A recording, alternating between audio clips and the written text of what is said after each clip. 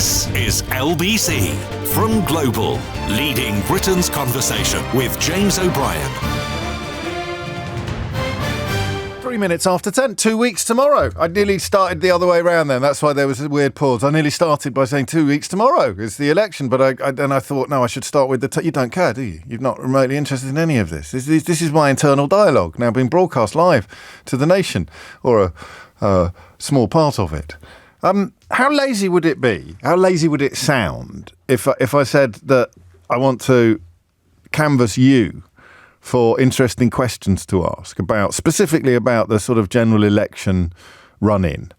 I don't think it's lazy, because I just think sometimes that we might have missed something. I find myself circling very similar territory every day, perhaps inevitably, because you're responding almost to the same news every day.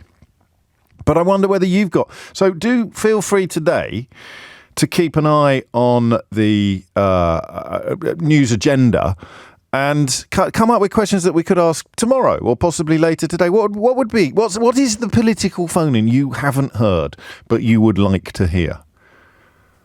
Shall I wait? Shall I wait? I'll just wait. I'm not going to get any, am I? Nothing yet. Thank you, Anne. Anne writes, rarely I agree with James O'Brien, but he puts his finger on the problem with Mr. Sunak. He comes across as a robot. How can you rarely agree with me? Rarely disagree with me, Anne? I've been right about almost everything for the last 8 years. Good Lord. I want to know why, listening to Rishi Sunak, and I don't know whether you heard the interview with him today, with Nick, or whether or not you've just sort of formed an opinion of him from other encounters, other interviews, other appearances. Maureen hasn't. Maureen's been in touch to say, what a stupid question. How can any of your listeners know the character of Mr. Sunak when they have never met him? Well, that really just closes off almost every phone-in topic that we could do in the run-up to the general election. You've never met me either, Maureen, but I bet you have a strong opinion about... You see, you have met Rishi Sunak. That's the whole point of election campaigns. They are opportunities to meet the people. They're certainly the whole point of Starmer and Sunak coming into this studio to answer Nick's questions. It is an opportunity to meet the people. And I don't think I've ever met him, actually, in terms of face-to-face. I've met Starmer, but not Sunak. So I found myself listening today, and I've watched him quite closely as well at PMQs and in other encounters, other contexts. And I can't quite pinpoint what his problem is. I can't quite see what's wrong with him. I just want to say for the record, I'm categorically not flirting with the idea of feeling sorry for him anymore. And I also want to probably spear quite early the Suella Braverman observation. The decision to reappoint Suella Braverman to the Home Office was the point at which any hopes of Rishi Sunak proving to be made of slightly better stuff than either of his predecessors disappeared immediately. I get that, and I kind of agree a bit as well, but I don't know how helpful it is to keep circling that territory.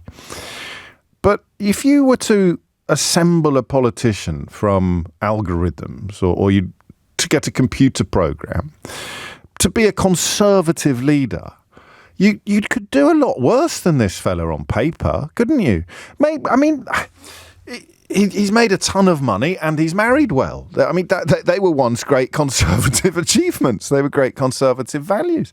He's from an ethnic minority, so the modern nature of the United Kingdom could have been reflected by his success. It's odd that he has sort of almost seemed at times to be chasing the white supremacist vote, but nonetheless, he represents a great example of the benefits and the power of the kind of immigration that much of his party seems diametrically opposed to these days. He's from an NHS family. His dad was a GP.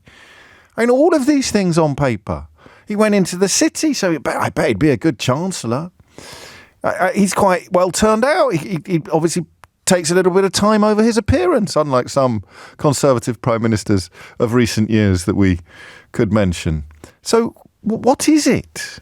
What is it about him? Why has it all gone so wrong for Rishi Sunak? Because the more I think about this, the more I do wonder whether he is actually being punished for what went before more than he is being punished for what has happened on his watch.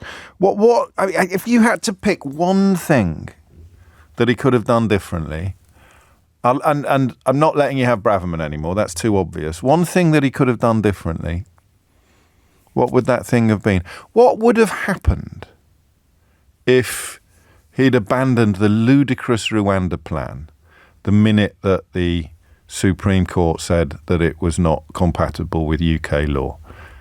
Because that, for me, is the moment where he lost the plot. He may not have lost the room, or at least the room that he cared most about, but that is the moment when he lost the plot, because that is when he had to start talking gibberish about foreign courts and making it sound like Brexit Mark II, when in fact what he should have done as a Conservative Prime Minister is say, look, I was keen on this policy. I mean, that would be a lie because we know that he wasn't. But he could simply have said, I understand why some people were keen on this policy, but it is in defiance of UK law, and I will not be, no Conservative Prime Minister should ever treat the rule of law with contempt, which is a nice little dig at Boris Johnson. And in fact, he could say, no Conservative Prime Minister should ever treat reality with contempt, which would be a nice little dig at Liz Truss. And yet it seems to me that the Rwanda plan is all he's got left now. It seems to me that that is pretty much all he's got left. And that's designed to stop support hemorrhaging further to the right, to the party which, for reasons that we may explore later this week, continues to attract Hitler fans, Nazi sympathisers and fascists on an extraordinary scale. So he's trying to stop support hemorrhaging further to the right. But the problem with using immigration in that way is that the fella further to the right will always go further than you. So even if you did start deporting people on an epic scale, the fella further to the right than you would start calling for immigrants to be executed or you know, made to wear bibs as they walk up and down the road that identify them as people who weren't born here or who can't trace their families back to the Doomsday Book. The rhetoric of racism will always trump reality. So maybe that's what it is. Maybe there's a sense, and I don't know whether this will come out as sympathy for Rishi Sunak or really, really sharp criticism, really hard criticism. Is it the thing that gets your goat most about him is what I'm looking for today. All right, 0345 6060973. Because I think I've just worked out what it is for me. Have you? Listening to this bilge, have you worked out what penny is actually in the process of dropping while I speak? I think Nikos has. So what Nikos has sort of got there.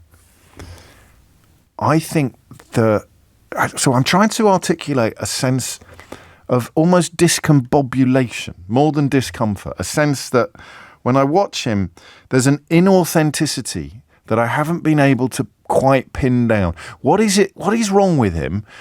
Question. Answer. I don't believe him. And I don't mean I don't believe him when he claims that he's brought inflation down a couple of years after claiming that it had gone up because of world events and things beyond his control. It's not that I don't believe him when he says, I think I'm going to win. I don't mean traditional don't believe a politician territory. I think with Rwanda in particular and immigration in general, I don't think he means it. This is it, isn't it? Because this, of course, if we are all recognising this on a subliminal level, if on the subconscious, when he talks about immigration and deporting people in ways that are designed to assuage voters even further to the right than the Conservative Party is, then some people are going to just see his ethnicity and not believe him.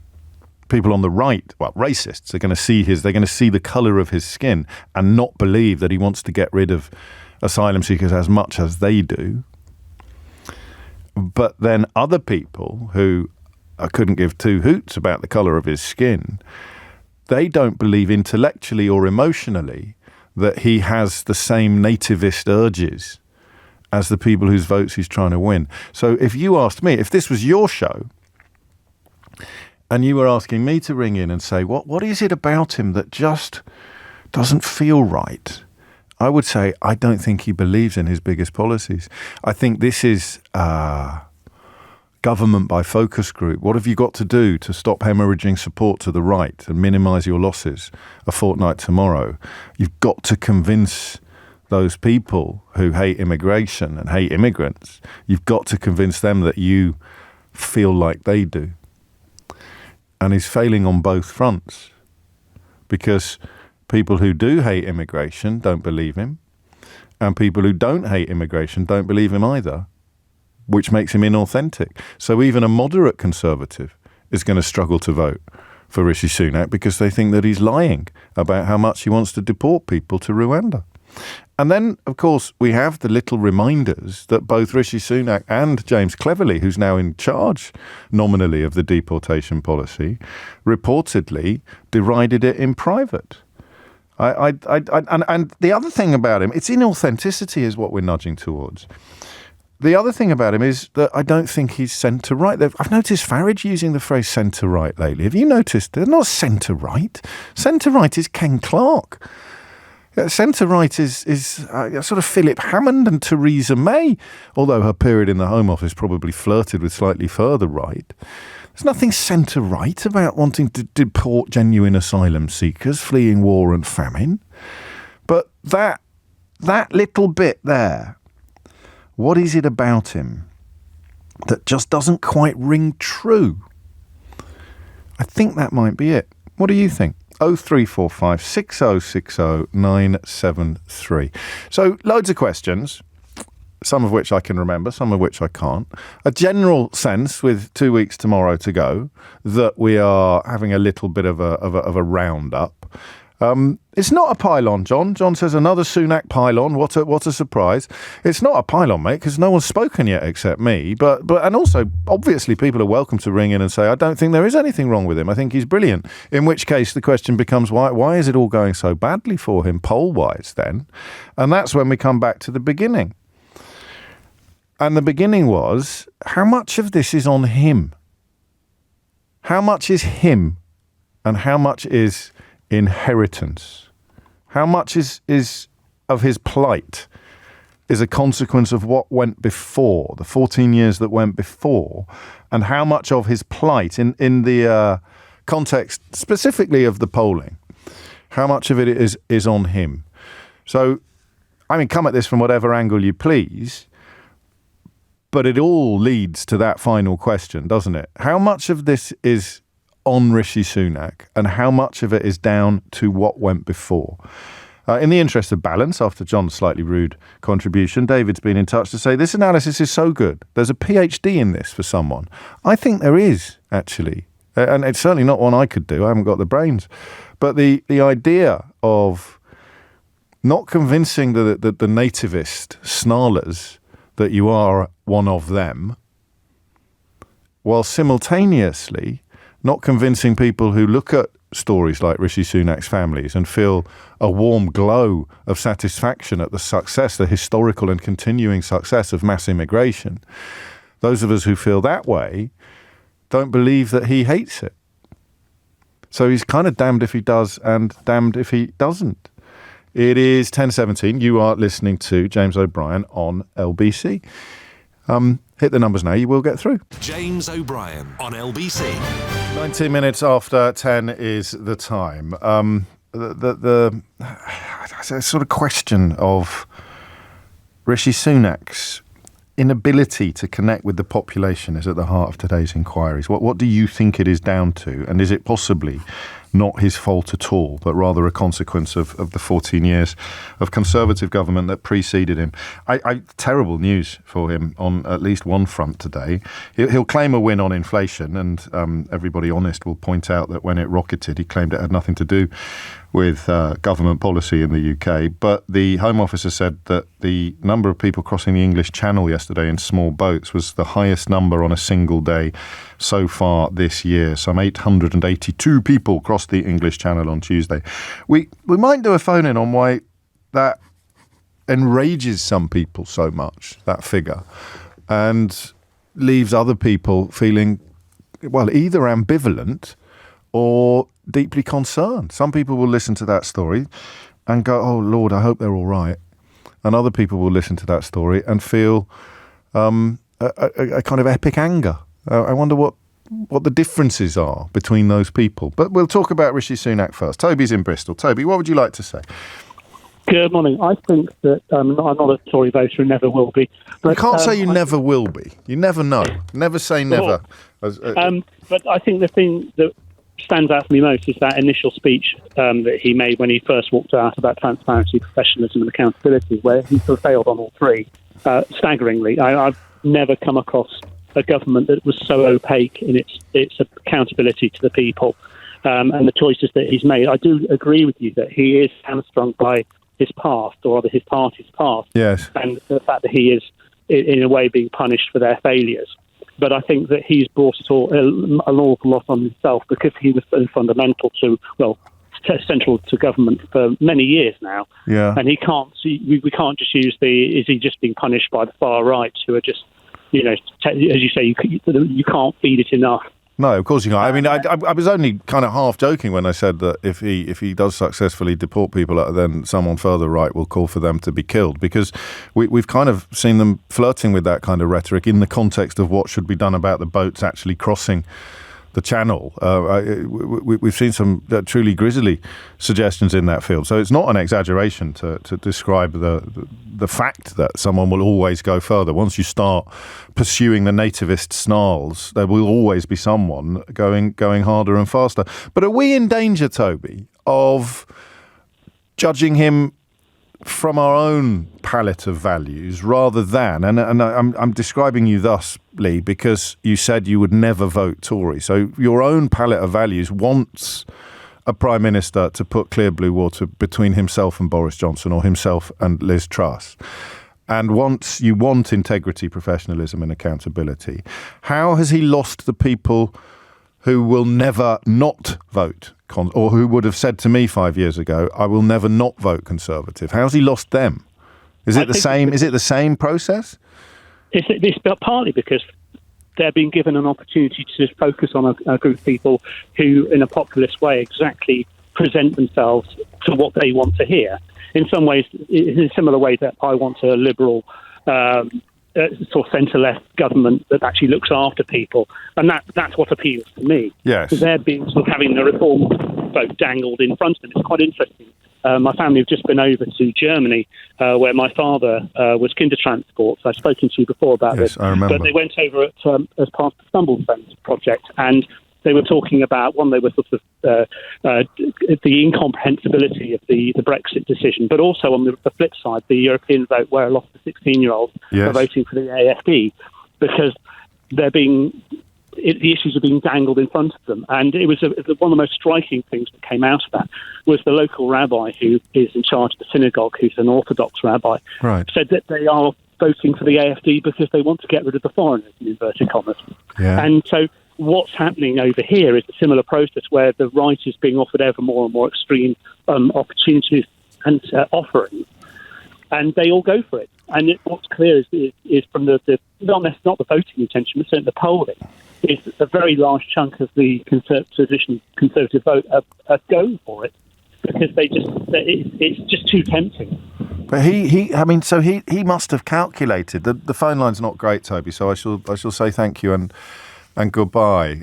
It's a perfect start to our conversation. But you would think, and I don't know whether it's fair or just to bring his ethnicity into this part of the conversation, but you'd have thought that somebody from an ethnic minority background would have understood better than the rest of us, well, better than me, certainly. I think with your Jewish heritage and your dad's history, obviously you would be in the category I'm about to describe and the category that I'm not in. You would understand, the insatiability of that beast once you start trying to feed it, the blaming of the foreigner, the blaming of the alien, the blaming of the other for a country's problems.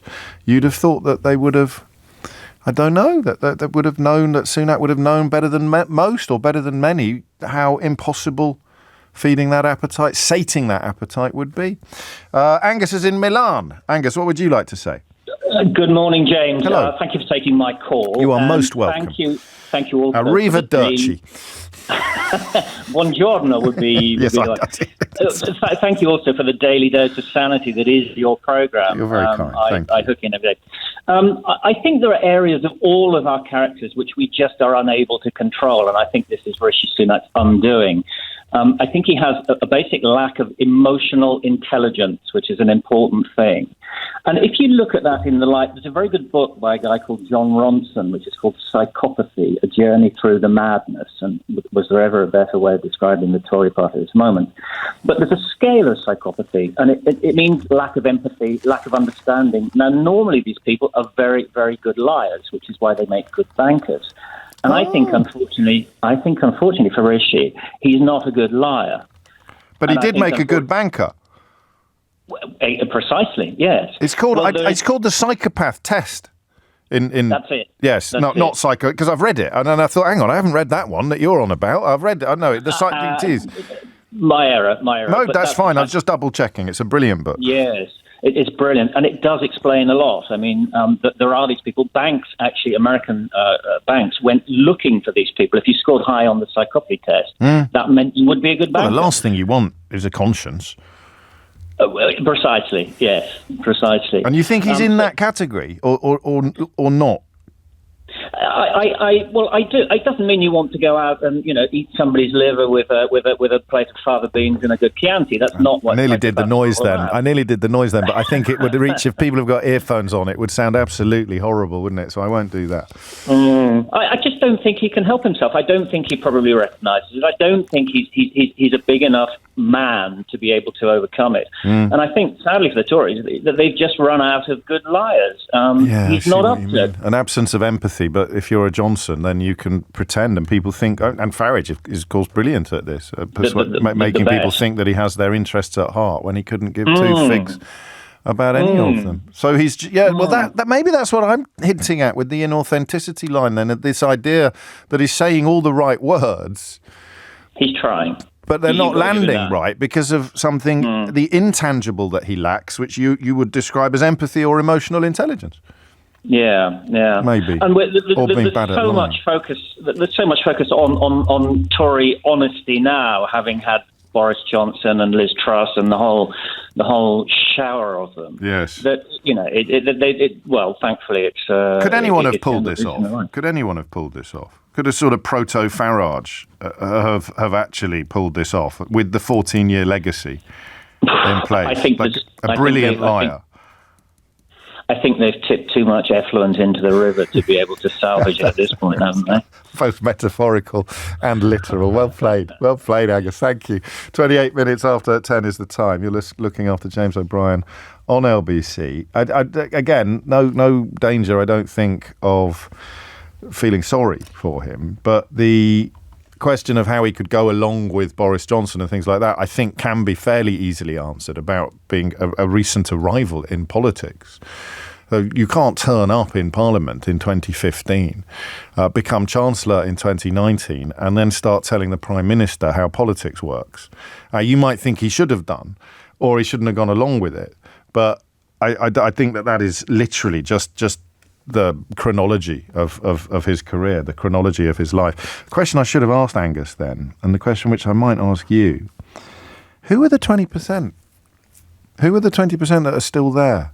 Because that first call that we took from Toby, when he said, I will never be a Tory voter, I always find that certainty, it's all slightly troubling. I think it's probably something you could say now after the last 14 years.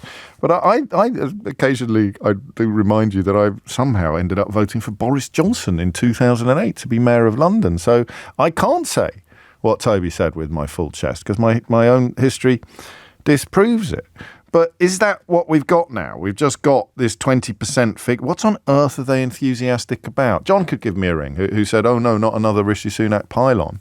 Is that just people who've had their brains boiled since birth that the Labour Party is going to come and steal their candlesticks or send their children down mines? I mean, how can they be hemorrhaging to the right and making no inroads at all to the centre unless it is, as Luis reminds me of my own theory, unless it is just the tightness of the scarf tied around their neck cutting off the flow of blood to the brain. I may take your calls on that a little later, but we'll focus for the moment more specifically on Sunak. 10:30 is the time. Thomas Watts is here now with your headlines. James O'Brien on LBC. 33 minutes after 10 is the time. You're listening to James O'Brien on LBC. Nigel in Belfast, big fan of Angus in Milan, so I like that. There's a lot of love on my switchboard at the moment. It won't last, I'm sure. Angus was brilliant, James. He said what I've been thinking, and it was definitely not bilge. Some people don't like me using that word. I don't know why. But the question of Rishi Sunak's curious condition and what we think lies behind it. When a politician ends up in a situation where they can't do anything right, is it their fault, or is it almost the inheritance of what has gone before? Like, what's the phrase? Carrying the can. Is he carrying the can for what has gone before? Going right back to 2010, austerity, and then everything that's followed. My colleague and friend Lewis Goodall makes a very good point when he reminds us on Twitter this morning that Rishi Sunak, when asked by Nick or by a caller, I don't know which, about all the money that the party has accepted from the racist businessman Frank Hester, Rishi Sunak talked about him having recognised his mistake, but of course he never accepted that it was racist. Hester never accepted that it was racist. I don't think that Rishi Sunak would have described it as racist unless Kemi Badenoch had beaten him to it.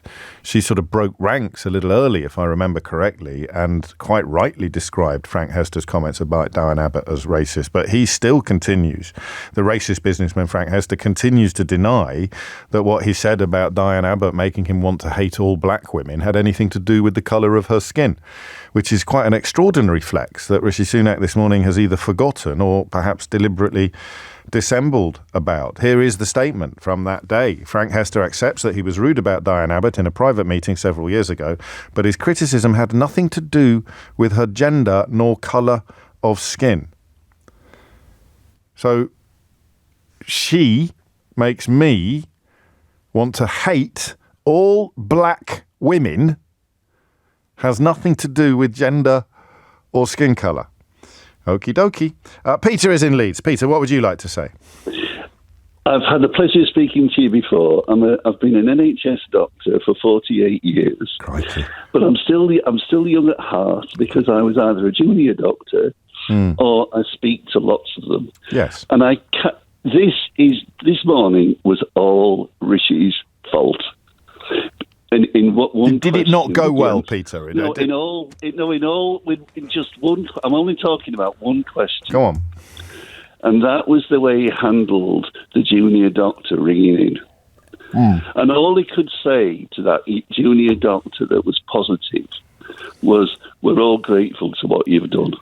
Yeah. That girl will either be going on to or coming off a 16-hour shift. In her jobs, she will have moved around in her first 2 years, every 4 months from one job to the next, and she will have paid for all the moves. She will have paid for all her exams. And the reason why the junior doctor strike is going on is because all Mr. Sunak can say is, we'll get the waiting list down, and if we don't, it's your fault. Yes, he has done that. The second thing he says is, we're very grateful. The way you're grateful is you look at their rotas. The way you're grateful is you look at the privatising of the catering, which means that girl over a 16-hour shift will be lucky if she gets a cold salad from a dispensing machine at 4:30 in the morning. I've got a clear picture. Hang on, yeah. I've got a clear picture of the grievances of the junior doctors. Although I'm grateful to you for dotting the i's. Hang on. What I want you to give me is what it is about Rishi Sunak in particular or in person that speaks to this issue. What did he get? What was it about him that made his response so unsatisfactory for you? That's a fantastic. I'm really glad you asked that question because it brings me main point. That's what it was designed to do, Peter. Sorry about that. Carry on. Through the campaign, the Lib Dems have caught on like mad.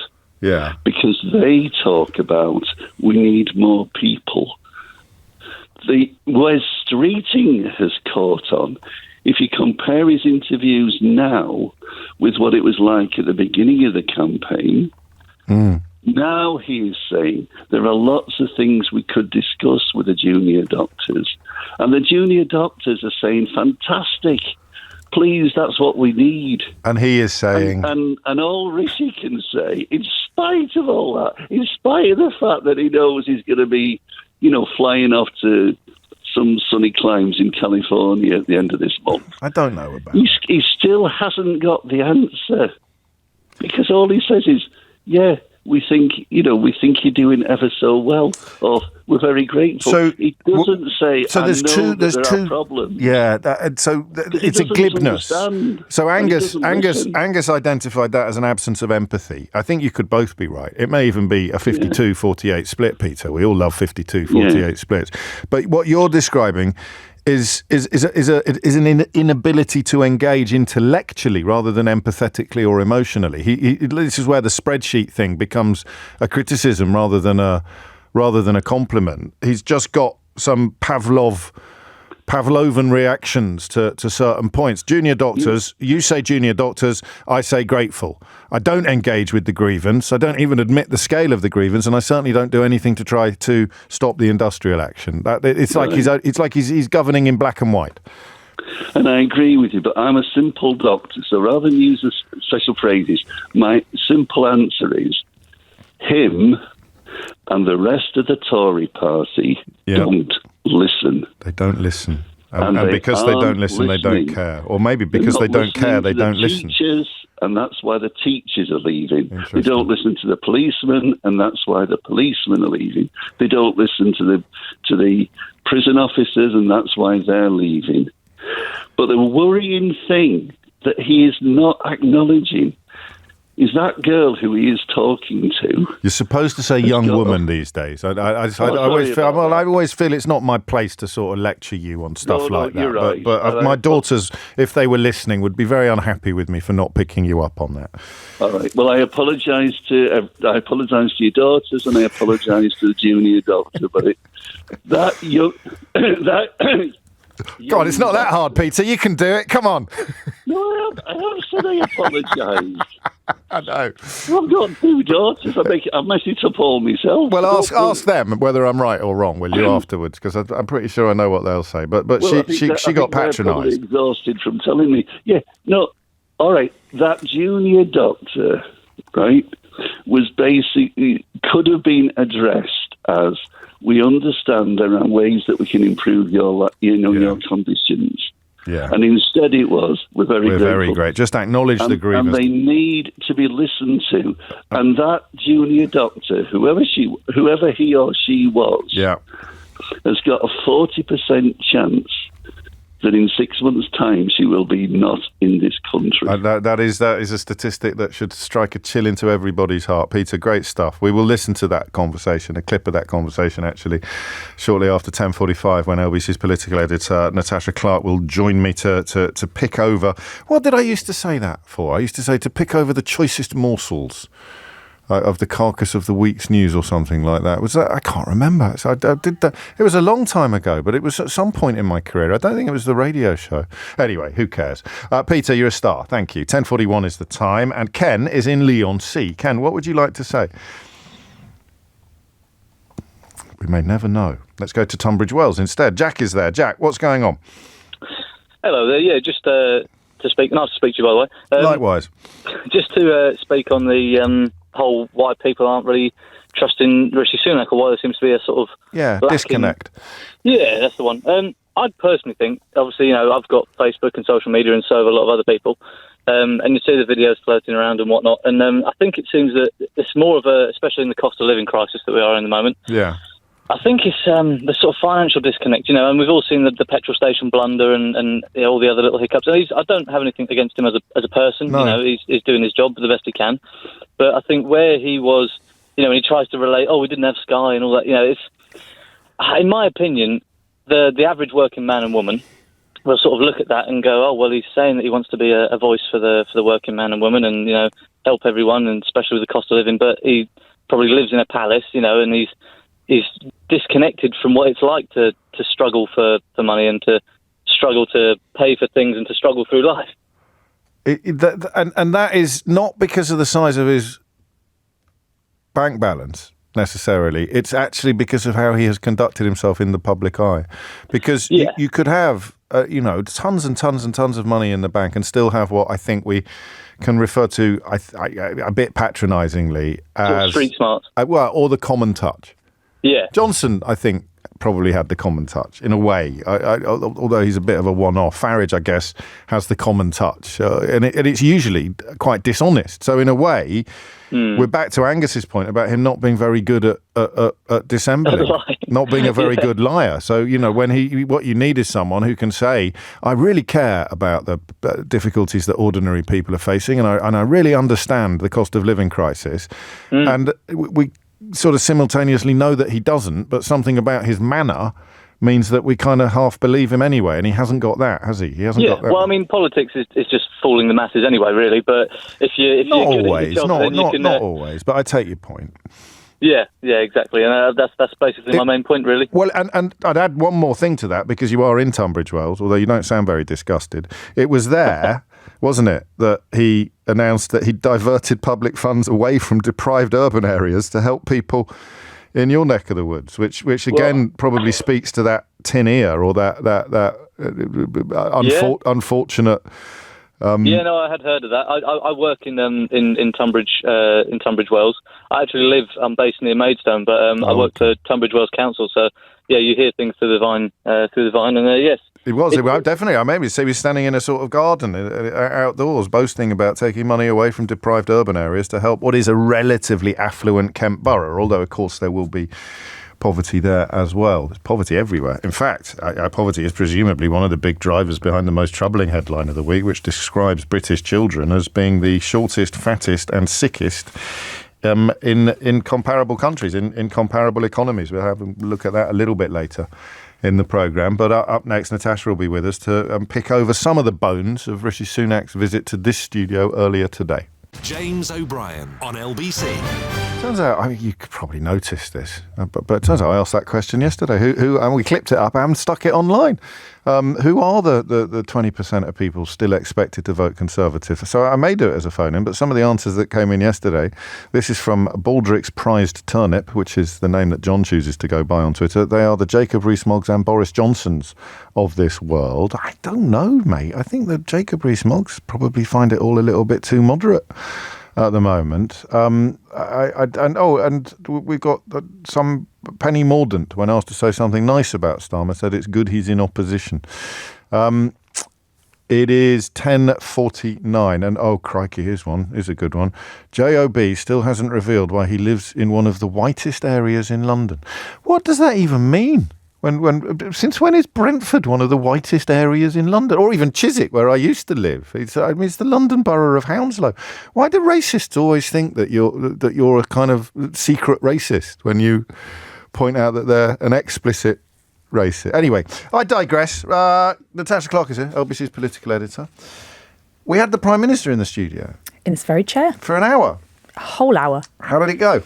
Look, I think it was pretty tricky for him, James, I won't lie. I think he was very uncomfortable at times. And obviously that is always what happens when we put politicians in this chair and get them to talk about the real issues that they're facing day in, day out. And of course, Nick Ferrari and our fearless callers really did, I think, take him to task. And obviously the campaign's ongoing. I think he felt, to me, a little bit like he had lost a little bit of energy. Obviously, it's coming to the end of the campaign. It's not. He didn't feel... 2 weeks and a day to go. Oh, it's been four weeks of it. I mean, he should be hitting his stride now. I'm pretty knackered myself, I'll be honest. Fair enough. But look, I think there was a touch of exhaustion in him, and he didn't quite have the same sort of spark that I think we'd seen from him before. There were some questions he just didn't want to go into, talking about reform, talking about Nigel Farage, and he did have some very difficult exchanges on the NHS as well. Some highlights: he was asked how he can say that his plan is working when so many people are still struggling with the cost of living. But the rest of the country is still struggling. How can you, with your test, say that your plan is working? Oh, well, Charlie, look, I know, as I said right at the beginning of the show, I know it's been a tough few years. Of course it has for you and everyone else. And when I got this job, my priority was to make sure we had economic stability. I said we'd halve inflation down from 11%, and obviously you saw today it's back to target at 2%, which is very welcome. The economy is now growing at a healthy rate as well. Energy bills are falling. Wages are rising, and the most important thing I can do for you and everyone else to give you that financial security is keep cutting your taxes. You work hard, everyone listening works hard. He was also asked by a young caller why she was being made to do national service. He said actually his 2 young daughters apparently very excited about it. Morning, Prime Minister. My name's Ayagi. I'm 17. I just wanted to ask, why should I have to do national service, and what do I gain from it? Morning, Ayagi. Thanks for the question. I've got 2 girls who are a bit younger than you, and I'm excited for them to do national service, to be part of something, contribute to something in their community, actually, help change their lives, right? And it gave them a sense of purpose and identity, and I think service can do that for you, as well as you saw in that case, learning a really practical set of skills that have helped them and allowed them to help other people. Are your daughters excited about the possibility, yes, Mr. Sunak? As I said, they're more excited about that than they were when I announced maths to 18, I can tell you that. What do you sense they would seek to do? Would they want to do actual... They're having that debate. I think I've got one of each at the moment. There was also... I don't think they'll be living here, will they? In the unlikely event that it ever gets brought... No, they would be living here if it ever got brought in, because that would involve him winning the election. But did he just say his children had volunteered, and that's a good reason why compulsory national service is a good thing? He says that his 2 children are very excited about the idea of national service. One of them apparently wants to volunteer for the actual army part, and one of them wants to volunteer for the volunteering part, which will be a bit different. But yes, whether they... we'll never know whether they really feel like that or not. Maybe one day we'll ask them. There was also a very interesting moment as well where he was asked about John Caldwell of Phones for You. Yesterday you'll have seen the news that he's switching to now back the Labour Party. He said that the rich could afford Labour's tax rises. They're 2 of Britain's richest men. They can probably afford Labour's tax rises, but for tens of millions of people who are working really hard, they can't. And I want to cut people's taxes. Right, that's what I'm wanting to do for this country. We've started already by a £900 tax cut for everyone in work. I want to go further if I win this election to give people financial security. And what we've seen from Labour Party just literally yesterday on your own show, Nick, Keir Starmer here, all over the place, can't rule out whacking everyone's council tax up. I'm not going to do that. I want to cut people's taxes at every stage of their life. And that's the choice for everyone at this election. But finally, he did have a very difficult exchange, I thought, with a junior doctor called Olivia. She's also called in before. She told us that she was very frustrated that the Prime Minister hadn't made more progress on solving the strikes. So I am a striking junior doctor, as you may remember, and I have dedicated 16 years to my career so far and to my patients. I spoke to you last year, and today I find myself in exactly the same situation. Why do you think we failed to make any progress? I don't remember the specifics, but I do remember that Olivia called. You hinted that industrial action wasn't helping in trying to get the waiting list down. Just to give you the sort of... Olivia, thanks for your commitment to the NHS, and thanks for all the hard work. And look, it's been frustrating not to have been able to find a resolution with your union, and I very much hope that we can. And we have now found a resolution with, I think, every other part of the NHS workforce. I think we got the news yesterday, as you would have seen, that the SAS doctors also have accepted the government's offer, coming on the back of the consultants accepting the government's offer, coming on the back of the 1 million Agenda for Change NHS workers accepting the government's offer a year ago or so. So look, we found resolution with every other part of the NHS workforce. That's really positive, and I'm grateful to everyone for working with us in a constructive manner. The only part of the workforce we haven't been able to do that with are the junior doctors, and I very much hope if I'm re-elected I can sit down again with your union and find a way through. Some very robust exchanges there. I thought it was overall, I think it was a more difficult phone-in than yesterday with Keir Starmer. And like I say, I think he also faced some very, very difficult callers. And I do think both of them really struggled to turn it around in terms of when we went to the caller and said, are you satisfied with these answers that you're getting from both of them? I think both of them really struggled to get that across. But the PM, I think, definitely appeared much more downbeat than I'd ever seen him before. A few people making this point, which I don't think many journalists have made. But the election has descended into arguments about tax, with accusations flying around that the other fella's going to raise them. And yet the country, everyone acknowledges that the country's in all sorts of trouble and therefore needs more public spending. So we are in a bit of a upside down world. It is, and it's, you've got politicians we spoke about this yesterday, politicians promising the world, but we've got no money to pay for it. And even Labour are not promising that they can wave a magic wand and make everything better. Keir Starmer was really honest about that yesterday when he did that phone in. And it is really very difficult for Rishi Sunak to make the case after 14 years, and especially since he's the one that he says has had to put taxes up, he says, due to COVID. If we were to read his mind, Rishi Sunak's, and identify what he considers to be his most potent policy position or most potent promise, what would it be? The single one. As in, what do you think his best achievement would be? Not even achievement, but just in terms of what do you think if you were to keep hitting the public over the head with one thing, whether it's a rhetorical flourish, a statistic, a claim, a pledge, a policy, a promise,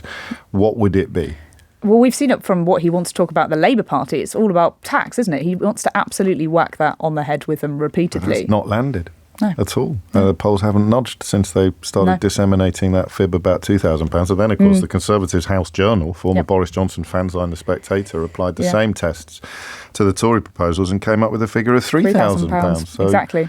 But yes, he believes clearly that that's still the best strategy for winning this election. But all the polls pointing, and he didn't want to talk about that this morning. He repeatedly tried to slap Nick down when he tried mentioning the polls. And he got, I think, a little bit agitated at the idea.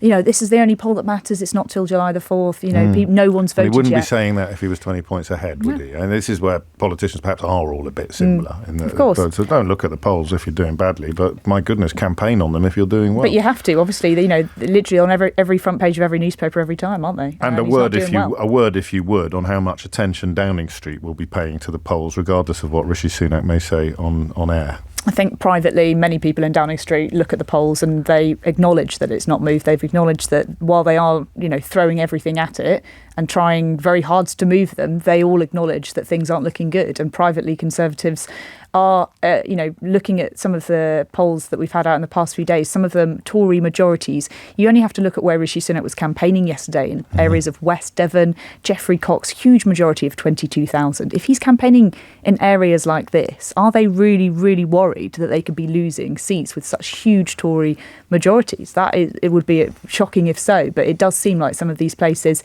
some people saying if it's less than 15k, they're lost. Even further, I had one really worried staffer messaged me the other day with a majority. I think their MP had a majority of around 22,000, saying, should I be worried? And I think under 20,000 people, under 20,000 majority, there are MPs that are worried about that, and completely rightly so. If you look at the swing that's needed for Keir Starmer to win the election, and many psephologists believe that's 16%, to 12 to 16% swing, I think it is. They believe that is in reach, and that really is saying something, isn't it? Well, yes, and it actually leads into the question that I may ask in the next hour, which is who is the 20%? Because you've seen people hemorrhage to the right with lots of promises to be even viler about immigrants and immigration in general. There's absolutely no movement to the middle. So who is in this category of people that is left there? We may have a look at that in the next hour. We may continue to pick over the bones of Rishi Sunak's interview this morning, or we may, in the spirit of Monty Python, we may do something completely different. James O'Brien on LBC.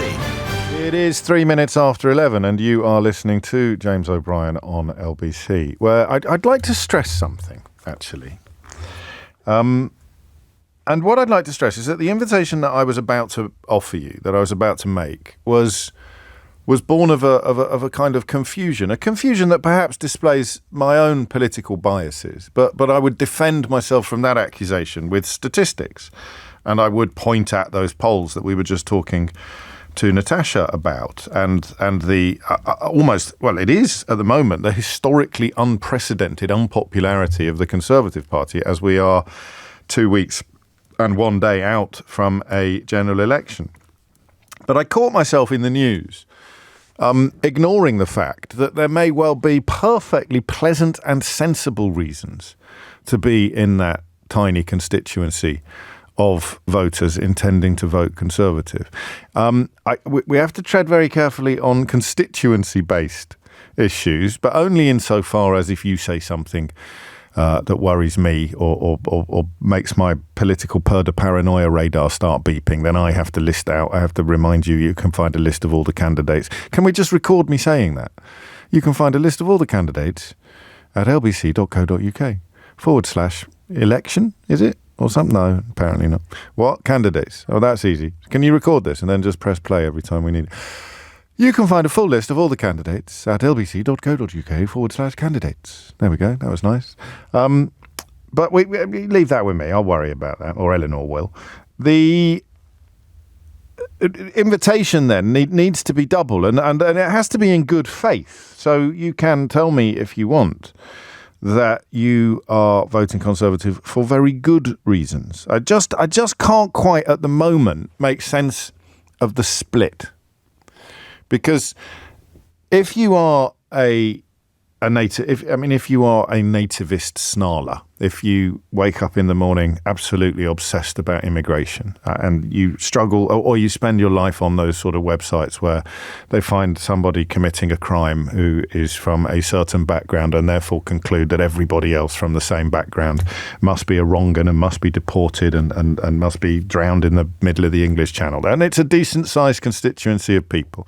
There's always a potential of seeing that constituency grow from 15 to 20%. So I can see why you've left the Tory party, because he hasn't stopped the boats and because you are now in a place where the only people who will enjoy your support are the people who you believe, rightly or wrongly, hate foreigners as much as you do.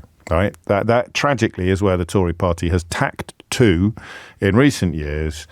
And it has with your Suella Bravermans and your Kemi Badenochs, your honest Bob Jenricks, and it hasn't managed to stem much of the flow to the Reform Limited Company with its majority shareholder Nigel Farage.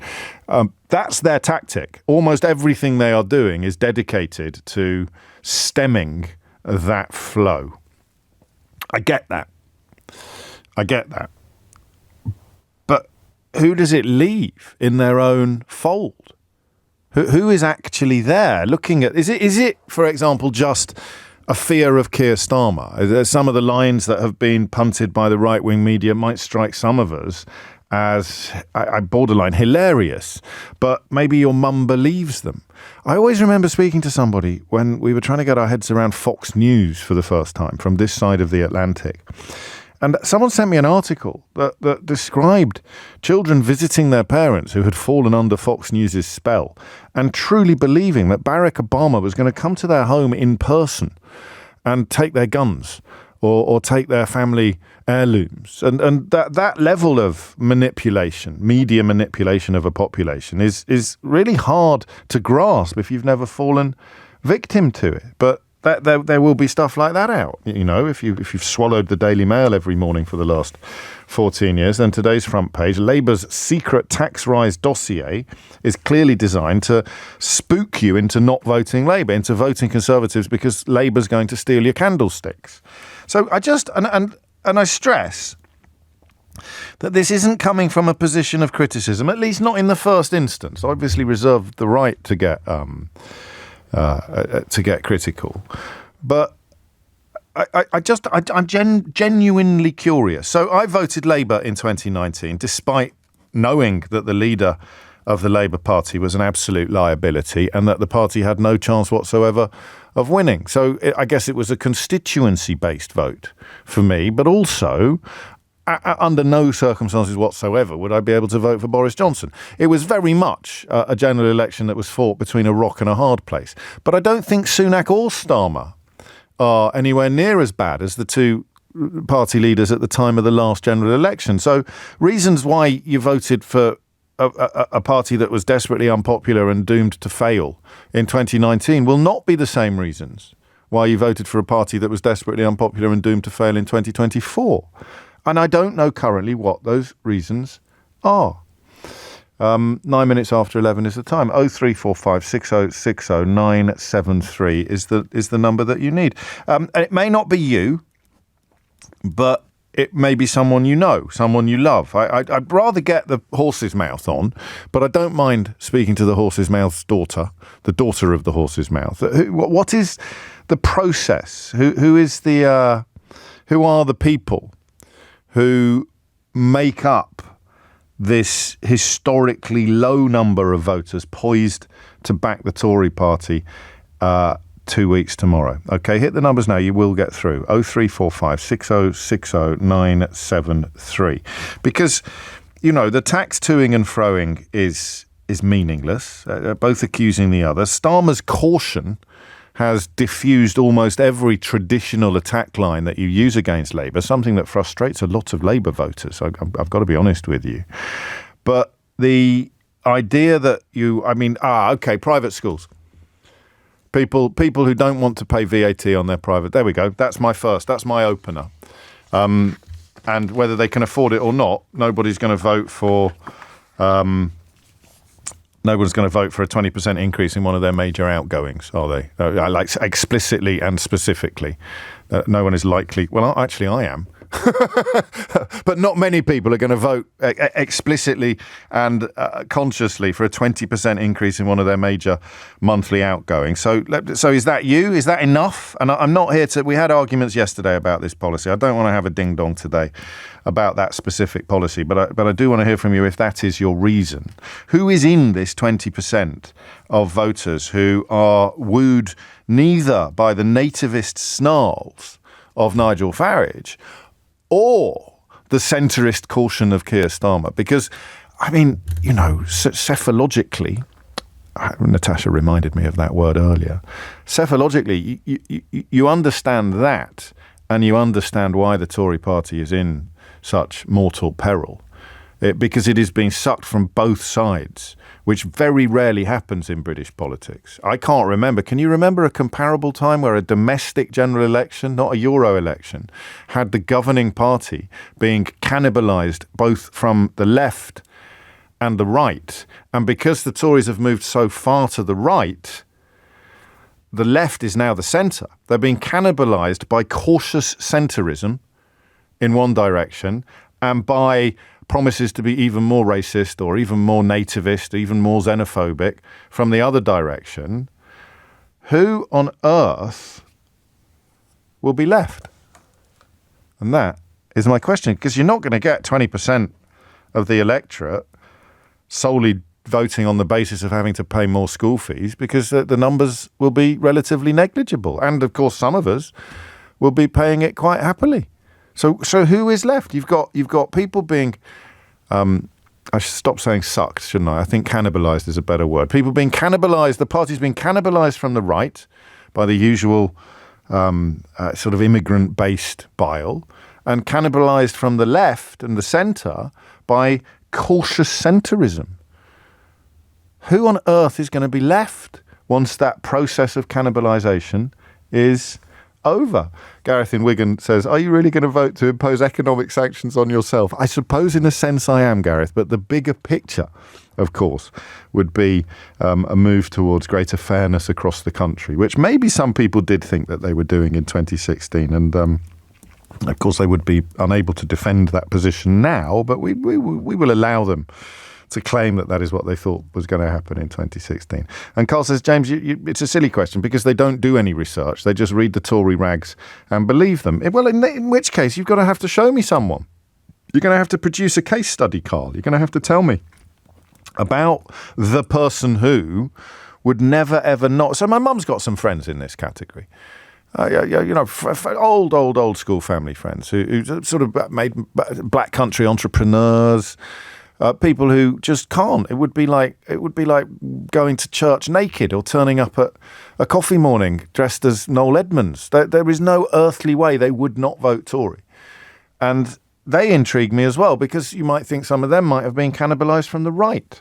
So who is left in that category? And can we make any helpful generalisations about them? Okay? 0345 6060 973 is the number you need. I'm going to clear my the inbox that I use to select things to read out and pick a few of my favourites while you enjoy a brief hiatus, and then we'll come back with your answers to this question of who is, with the Tories hovering around the 20% mark, historically low, the lowest figures since polling began, who's left in that camp? 0345 6060 973 is the number you need. It's 11:14. James O'Brien on LBC. 16 minutes after 11. Phil's been in touch. He says, me, James. Only joking. Alison says, people on a salary of over £100,000 who send their children to private school. I know one. And this is from Chris. O'Brien, I will be voting... You can call me James, Chris. You know, we've known each other a long time now. I will be voting Conservative, and I'm no racist. Starmer has failed to convince me and is Tory light, like Blair. That doesn't make any sense at all, mate. But at least you wrote down your reasons. Les in Beckenham can't. He writes, I may be voting Conservative on the 4th of July, but why would I phone you and explain why when you're just going to ridicule me and call me stupid? And it won't be about school fees. Les, I wouldn't call you stupid, seriously. But I would remind you, there's nothing to stop you texting your reasons for voting Conservative instead of your pathetic whining. Richard makes a constituency-based point, but says that his good constituency MP is quitting, so I won't be voting for either of the two main parties now.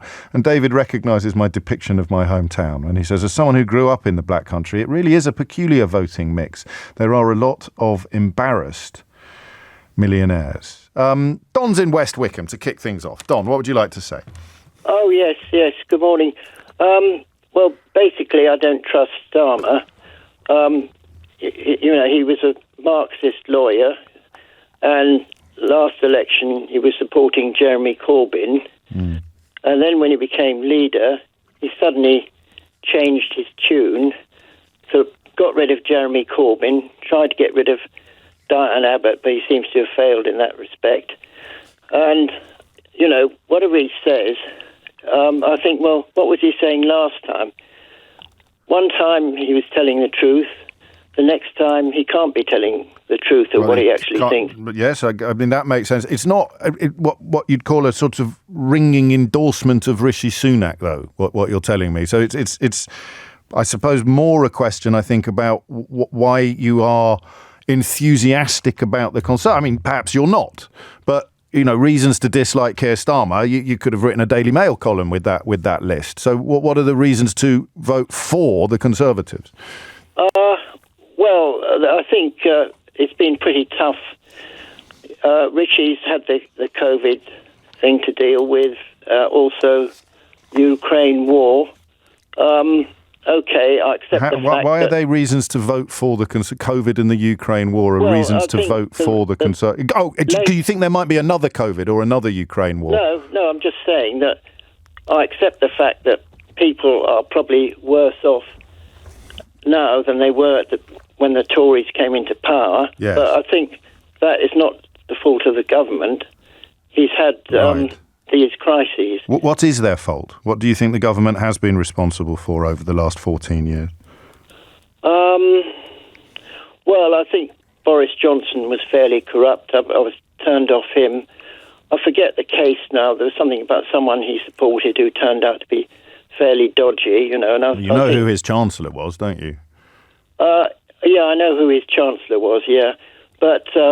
So the positive reason to be a Tory voter now in 2024? Well, I think they're better than Labour. There's only two. No, I know you do, but that's why I'm asking for the reasons. Well, you might say that's a negative reason, but nothing is perfect. No, fair enough. No, it's a choice. You've got to pick one. Vote Tory. I think I can justify my reasons to myself, logical in my own mind. Well, that's the main thing, isn't it? Basically, I don't trust Starmer. What's a Marxist lawyer? A Marxist lawyer? Yes. Well, he thought the police should be disbanded originally when he started out as a lawyer. Yes, but that's not something that he's enacted or pursued as a lawyer, is it? That might have been an opinion. No, well, so what's the difference between a Marxist lawyer and a non-Marxist lawyer? Well, the fact that someone's a lawyer, they can have any number of different political opinions. Yes, but in terms of a lawyer, what would have happened if we had when he was director of public prosecutions? What do you think he did that was Marxist? Well, I understand when he was director of public prosecutions, so it's been alleged. I mean, I can't say this. Remember, this has to be Marxist. There has to be something Marxist. Well, he he was defending the accused in this case, and the prosecutions didn't take place. Well, he can't have been defending someone when he was director of public prosecutions, Don. Well, he was. So what did he do? He was the one who decided not to prosecute. Put it that way. I didn't make myself clear. Are you talking about Jimmy Savile? Yes, possibly. Because that's a lie. That's a lie made by Boris Johnson, who you correctly described as being morally corrupt a few moments ago. But let's pretend it's true. How is it Marxist? Well, I believe he was Marxist because he was sort of very, very extreme left-wing. Yes, but what did he do? Would you say Corbyn's a Marxist? What? Well, you need to tell me what you think Marxism is first. Well, Marxists outside Russia are very left-wing. They believe in disbanding everything, taking over the state, that sort of thing, you know. Yeah, okay. I think he was along those sort of lines. Yeah. Basically... But we've got no evidence at all, but we think he's a Marxist. No, can I just say he seems to flip-flop the whole time. So he's not a Marxist? He has done throughout his career. So he's not a Marxist? Probably I was wrong to describe him as a Marxist. It was your main reason for voting Conservative. Well, I think... And it was wrong. Provided with a... Well, OK, I'm fairly old. I remember going right back to when the Labour government under Attlee, we had a financial crisis then. Every Labour government we've had has ended up in a financial crisis. Right. So, OK, I'm not saying that the Tories are perfect. Clearly they're not, because but you don't fancy the alternative. That's absolutely fine, Don, and good luck to you. It's 22 minutes after 11. Ian's in Hook. Ian, what would you like to say? I'm not going to suggest I'll give a reason for voting Tory, because I haven't got one. I've got a reason for not heard a few. voting. Well, I don't believe in any of them. I'm hoping I'm not going to get the same sort of tasting as the last caller, but I can't vote Labour because it will make me poorer. I've got to make some real life decisions about my children over the next 2 years. They're in the same... I went to state school, and I, throughout my life, I've worked incredibly hard in order to have or scrimp and save the money to get them into the system that they're in. Yeah. And it's going to become unaffordable. Equally, I'm not a racist, so I'm not going to go anywhere near reform. How many people do you think there are like you? I can't argue with you. I can't argue with you, by the way. I mean, your reasoning is impeccable. Right? Your reasoning is impeccable. 7%, right? We know it's 7%. Add on the grandparents, that makes it 14%. Yeah, maybe. Take off the people who are much richer than us or much richer than you. Well, the people that are much richer than us aren't going to be affected, are they? No. They're going to go, yeah, that's not a problem. Here you go. So, my argument is it's going to make an elite system more elite, and that...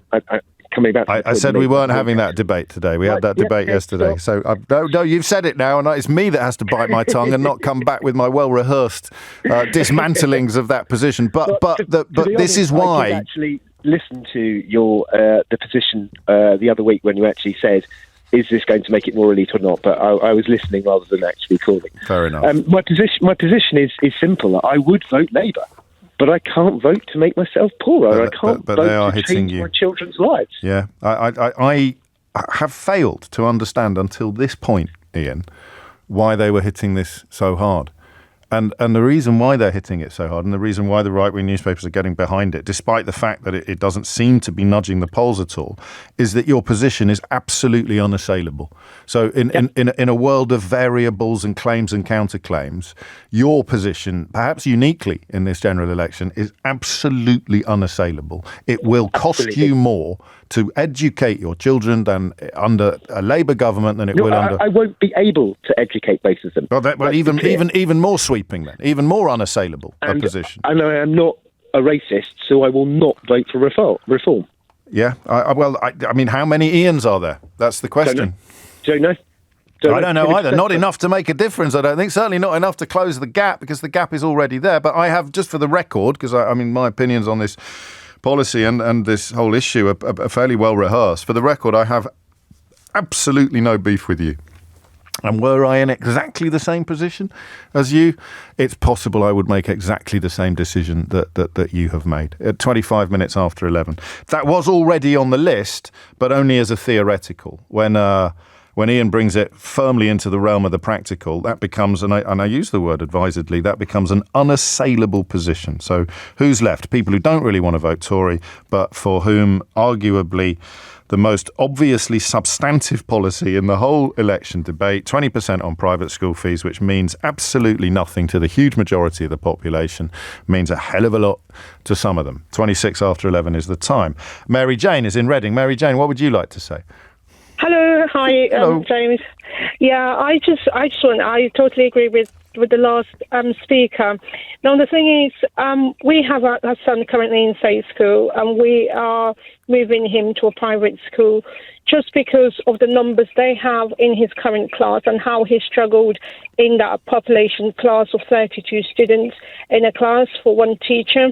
So we thought we would work harder as two working parents who are working our butts off. I know. Just for the record, and I'm not arguing with you, but I can't let that pass. Loads and loads and loads of people, millions and millions of people, work just as hard as you and will never be able to afford to send their children to private school. So there's no relationship between how hard you work and private education. Millions of people who work incredibly hard. Because when you say it, and I know you don't mean it, but when you say it, it sounds to a lot of people as if you're suggesting people who don't send their children to private school don't work very hard. And I know that's not what you mean. No, not at all in that sense. Is we made that decision, and because of that, we're going to give up a lot to have him private educated, 24,000 a year. Yes. And to hear that they're intending to put another 20% on top of that, again, that won't, like the last week, affect the rich people because they have the money already and they're able to, what would 20% difference make for them? Or for people like me, it's the nibbling at the edges, and it's enough to settle your vote, and presumably your partner's vote as well, and that is it. Yes. Where would you be if, in the absence of that policy? What would you be doing? Labour, I will be voting in the absence of that policy, and because of that, I'm voting the Tories anyways. Yeah, and that's 2 out of 2. And as I say, Beatrice thinks the position is assailable. I'll read her text out in a moment, but I'm certainly not going to pick a fight with you or argue about that because it's a personal decision. Obviously, the political reality of it is that people who are, not even earning £24,000 a year, never mind having it that much left over in order to pay school fees, are currently subsidising private schools by the absence of VAT on that service, by the absence of VAT on that purchase. I'm just going to check this. No, this doesn't work, Beatrice. You say Ian's argument is totally assailable. He doesn't want to make himself poorer, yet he has been happy to vote Tory to make the whole country poorer, to make millions of kids destitute, to decimate the healthcare system, when his kids could do wonderfully at a better funded state school under Labour. No, actually, number one, you don't know how he's voted in the past. I very much got the impression that, like Mary Jane, in the absence of this very specific policy, he would be voting Labour. And you don't get, unfortunately, to have your children benefiting from a better funded state system in September by voting Labour 2 weeks tomorrow. You just don't, Beatrice. It is coming up to 11:30. Is there a reason other than private schools? And of course, Keir Starmer being a Marxist lawyer, and Boris Johnson's well-rehearsed lies about Jimmy Savile, which I saw making a comeback on social media yesterday. I'm going to go out on a limb here and say I don't think that's where Don picked up those opinions. I don't think it was on Twitter, but there's plenty of people there trying to punt it as reinflate that Boris Johnson era lie. It's coming up to 11:30. The number you need if you want to join this conversation is 0345 606 0973. The calculation, clearly, by the Labour Party is that they can live without the votes of people like Philip and Marianne, and think that it will actually bring, someone said yesterday, described it as a way of telling the left that they haven't been forgotten about. So it could be simultaneously a successful policy, even as it measurably alienates voters like the two we've just spoken to. 11:30 is the time. Thomas Watts is here now with your headlines. James O'Brien on LBC. 33 minutes after 11. You need a "I've worked very hard" klaxon, says Scott. Well, I maybe should have seen that the conversation about voting Conservative would involve a lot of contributions about the private education policy that we discussed at some length yesterday. Quite a few of you pointing out that it's unlikely the 20% will be passed on entirely to fee payers. I think some research suggests it's going to be closer to 9%, and it's unlikely to be in place come September, come the beginning of the new school term. Say some other texters. I'm not so sure about the second point, but listen, if you're doing your sums, I appreciate that people should look at the bigger picture stuff, and I try to as an individual. But if you're doing your sums, thinking of my late father, thinking of my mum, and they've prioritised private education above many other things, in a way that they are lucky to be able to do, because lots of people who work just as hard would not even have a sniff of that choice for their children. They've prioritised that, they've done the sums, and this policy could be the difference between being able to afford it and not, in which case I don't think you can argue with their decision to vote in the way that they decide to vote. Well, of course you can argue with it, but I don't think I have to agree with you. 11:25 is the time. Andrew's in Lanark. Andrew, what would you like to say? You said you were looking for who's voting Conservative if it's not rich business owners or people with kids in private school or. I didn't say rich business owners. Just the private school point was the first one to come up. Right. But you've got a different one, I hope. It's me. I'm the person you're looking for. Go on. And just to help along, just one more point before I start. The guy who was on about Keir Starmer being a Marxist, he's not. What he is, to the core, is a solicitor, because he'll. I think he was a barrister. Barrister, I beg his pardon. That's all right. He'll represent anybody who will pay him. He can be working for the CPS 1 week, and then before that, he could be a defence lawyer. He doesn't care. No principles. Pay me, and I'll represent you to the best of my ability. Isn't that true of doctors as well? I'm talking about representing people who are clearly guilty. Anyway, I'm talking about treating people who are clearly guilty. Isn't it just the same principle that applies to doctors? Well, the doctors don't help the people stay out of prison, do they? No, they help them stay alive. Well, that's fine. We haven't got the death sentence in this country anymore, so there's nothing wrong with them staying alive. No, but the cab rank principle that lawyers have to abide by, they have no choice in that process any more than doctors get to choose who they treat. So why is it okay for doctors but terrible for lawyers? All lawyers. Because I'm not saying it's terrible for lawyers. I'm not judging him. He's only doing what all lawyers do. Exactly, and this is your main reason for voting Conservative. So you must feel. Well, that's what you brought up. I just wanted to correct the guy saying he's a Marxist. He's not. The guy. I know he's not a Marxist. So I don't think that needed. No, hang on. Before you tell me the point you wanted to make, we'll just do another minute on the point you have made, and I want to know what the difference is between doctors and lawyers having no choice in who they provide their professional services to. In that respect, there's no difference whatsoever. So down with doctors. So you couldn't vote for a doctor then either? Of course, yeah. I'm not. The reason I'm not voting for Keir Starmer is nothing to do with him being a lawyer. I made that point to correct the gentleman who was on previously. Yeah, he's not a Marxist. He's a solicitor. He's not a solicitor. He's a barrister. But that's got nothing to do. So that's got nothing to do with your vote. No. Okay, carry on. So. The reason I'm the person you're looking for is because I'm none of the other previous people. What I am is, I'm a 61-year-old man who left school at 15, and I've worked ever since. I've been a police officer for many years. Before that, I was a soldier for many years, and I'm now 61 years of age, in a lay-by. I'm a HGV driver for a living. I have got 4 kids that I've brought up, and they're all contributing, they're all working, they've all got careers, and I have worked very, very hard for a very, very long time. Yes. The reason I'm not voting Labour is, rightly or wrongly, it's how I feel. I was always a Labour voter. I'm a working class guy. The last Labour person I voted for was Tony Blair, and what a disaster he turned out to be, champagne socialist. So what does that mean? What it means is, back in the day, you would get politicians who had. What does champagne socialist mean? It means he thinks he's a socialist, but he's not. He's a Tory. His whole thing was that he wasn't a socialist. Well, He got the socialist ticket. It was socialists that were voting for him. But he was the last guy I voted for. So you're a socialist? I don't know. I'm not sure what I am. I'm not a Tory. I'm not a socialist. Okay. Maybe I'm a liberal. I don't know.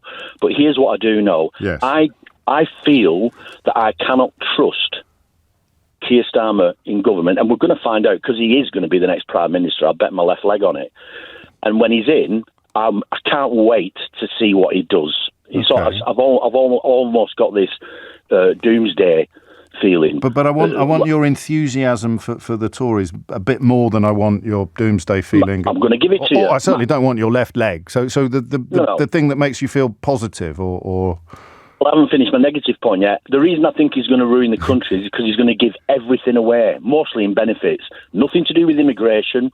That's a very, very small part of our benefit system. There's a lot of people coming to this country. If it weren't for the immigration system that we had in the 60s, this country wouldn't be half what it is.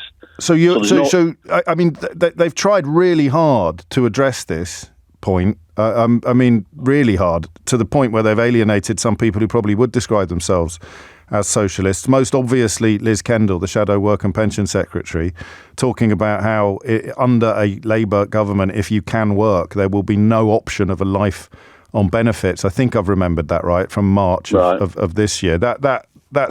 That's passed you by, which is perfectly normal, Andrew. That's passed me by because I've never heard that, and I listen to this stuff on the radio all day. Because that's my bad then. I've let you down on that one. I probably thought that was too. I probably thought that was a bit too dull to cover. But the tough. It's really important to people. It's really important to people like me. I just feel that there are a section of the population who are working and putting money in the pot, and there are a large section who don't work, who will never work again, and in some cases, and I know some of these people personally, have never worked. I don't know how they've got away with it. They never worked. That's been true for 14 years of Tory government. Yeah, it has. So why is it Labour's fault? And it's not Labour's fault. So why do you think that keeping the current people in power? But I've just told you that they say they're not. I mean, hey, they could be lying, but I mean, you think that things keep the people in charge who've let your friends never work because the other people might do even more of the same thing? Is that it? Part of that decision is based on the fact that for two reasons. One, I haven't heard what you said. No, I've not that's heard perfectly that reasonable. No, that's perfectly reasonable. But I mean, and to be fair, Andrew, they're hardly going to campaign on making it easier for people never to work, are they? I understand that. Yeah. The Tories have said they're going to do something about it, and I know they've not done much for 14 years. However, I mean, they've both made similar noises really on this. Can I ask you a personal question? Of course you can. What if you get sick? Or one of your 4 kids gets sick, what kind of support do you want them to get from the state? If they can't work. I see what you mean, not medical assistance. I mean, what support? I want them to be supported. I want people to be supported. I've got a neighbour right now. But you don't, because, I mean, you think there's too much there already.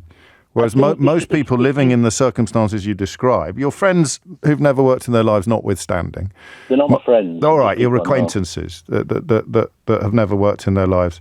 It's unlikely statistically, unless they're breaking the law, that they live very comfortable existences. Most research would attest that the lot of an unemployed person in this country is one of the most ungenerous in the civilized world, certainly in Europe. But you've ended up thinking it's too generous.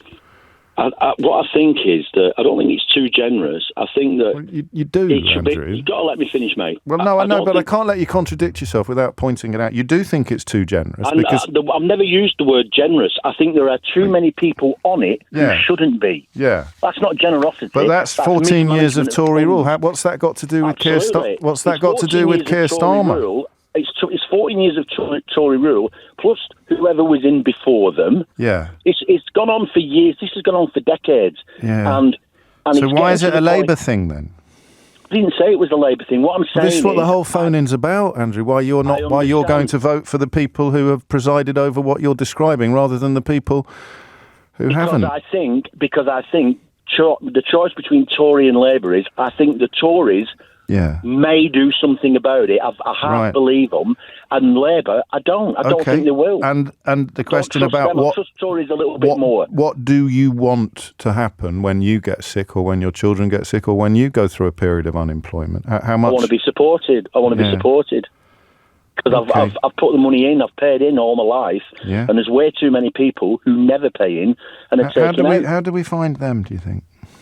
Well, if the people, the working pensions people and the what do you think they live on? Have you got any idea what they live on? You're the ones you know that have never worked in their lives. What's their sort of monthly income? I've no idea, but I know that once you take you must know. You must have some idea, right? Job seekers allowance, I believe, is about £80 a week. It's not what they give; it's what they don't pay. They don't pay council tax. They don't pay rent. They don't pay apart from the electricity. They pay more rent than they did when the Tories got in. Apart from their electricity and their food bills, and obviously now because they can't afford. I think it's universal credit now, isn't it, rather than job seekers? Universal credit. There you go. No, job seekers is still a thing. I think so. 80 quid a week, is it? I don't know. I think it is about that. I think it's a bit higher if you're over 25. So what would you do on £90.50 a week? I'd go out and get a job. But you're currently on unemployment benefit. Well, I wouldn't be. I'd be working. Right. So everybody Are you going to say if I was ill?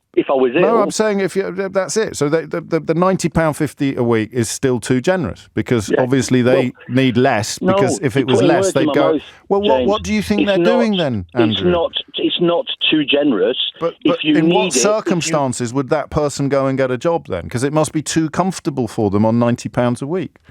It's not just £90 a week, is it? I think you're being a bit naive, mate. I'm not. I'm talking about what their outgoings are. We can talk about whatever housing benefit is called these days, or council tax relief, or all the rest of it.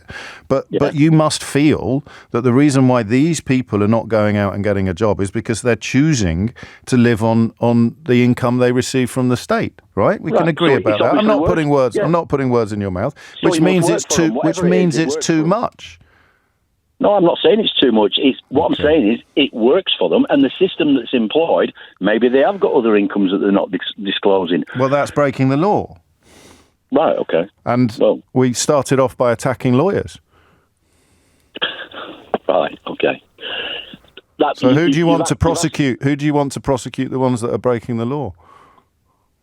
Well, we could get the police to do it if they could find the backside with both hands, but we know that's not. That's another 14 years of Tory rule, but more of the same, eh? It's not though, is it? When I was a police officer, Mr. Blunkett was in charge, and he was about as much use as a chocolate teapot. Yeah, that will keep it clean. Chocolate teapot. Actually, on a motorbike. I'll make you laugh, Kat, but before you go, shall I?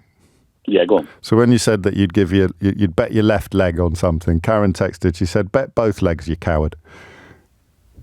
What's that about? Oh, don't worry. I thought it was funny. It's 11:46. James O'Brien on LBC. 10 to 12 is the time. It is, I think, fair to say that we can break down some of these cohorts, confusion about who stays in that 20% vote for Tory. I liked Andrew. I liked what he said about immigration. So anybody getting in touch to suggest that he was a sort of undercover reform voter is doing him and themselves a grave disservice.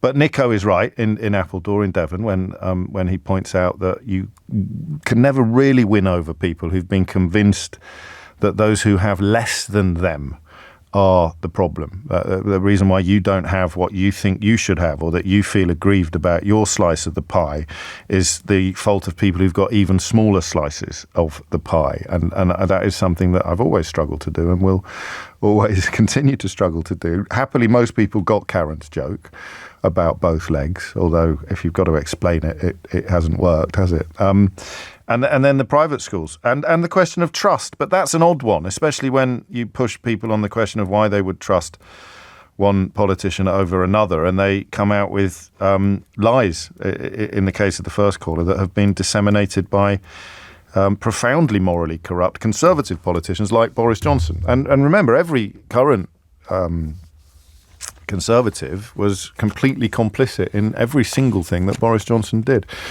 But on we go. Ron's in Maidstone. Ron, what would you like to say? Good morning, James. I'm expecting a beating up because last time I came on, I was, and you've got You've got more resources at your disposal and more knowledge and more speed of thought than I've got at my age. But maybe I'm just right. I mean, no, come on. No, it's just whatever it is. Before the conversation has even started, you're saying I'm going to get beaten up, but it's not because you're right. It's because you've got superpowers. Do you want to end it there?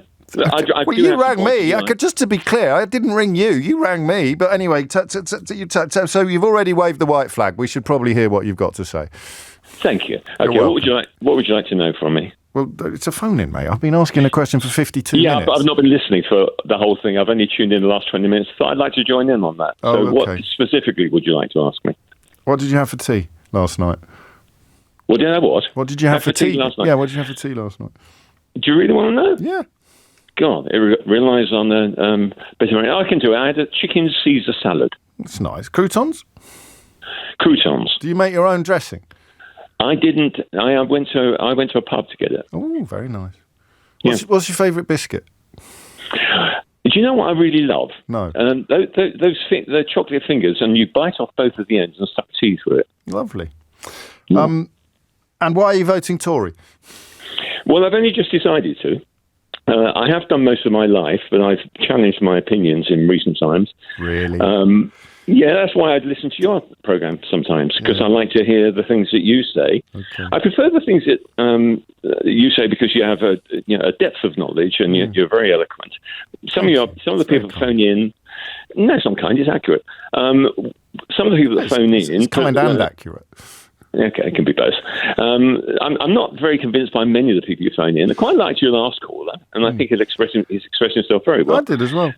Yeah. It's always a shame when people blame those who've got less than them for their own sort of piece of the pie. But on we go. Yeah, what are your reasons? I'm getting asked to do that. Alistair says, please kick this time waster off. I think that's unfair. I was the time waster by asking you about biscuits and Caesar salads. But tell me what it is about the Conservatives that fills your heart with enthusiasm, political enthusiasm. No, it's less that than it's the oppositions. I don't trust any of the oppositions in terms of their competence or their values.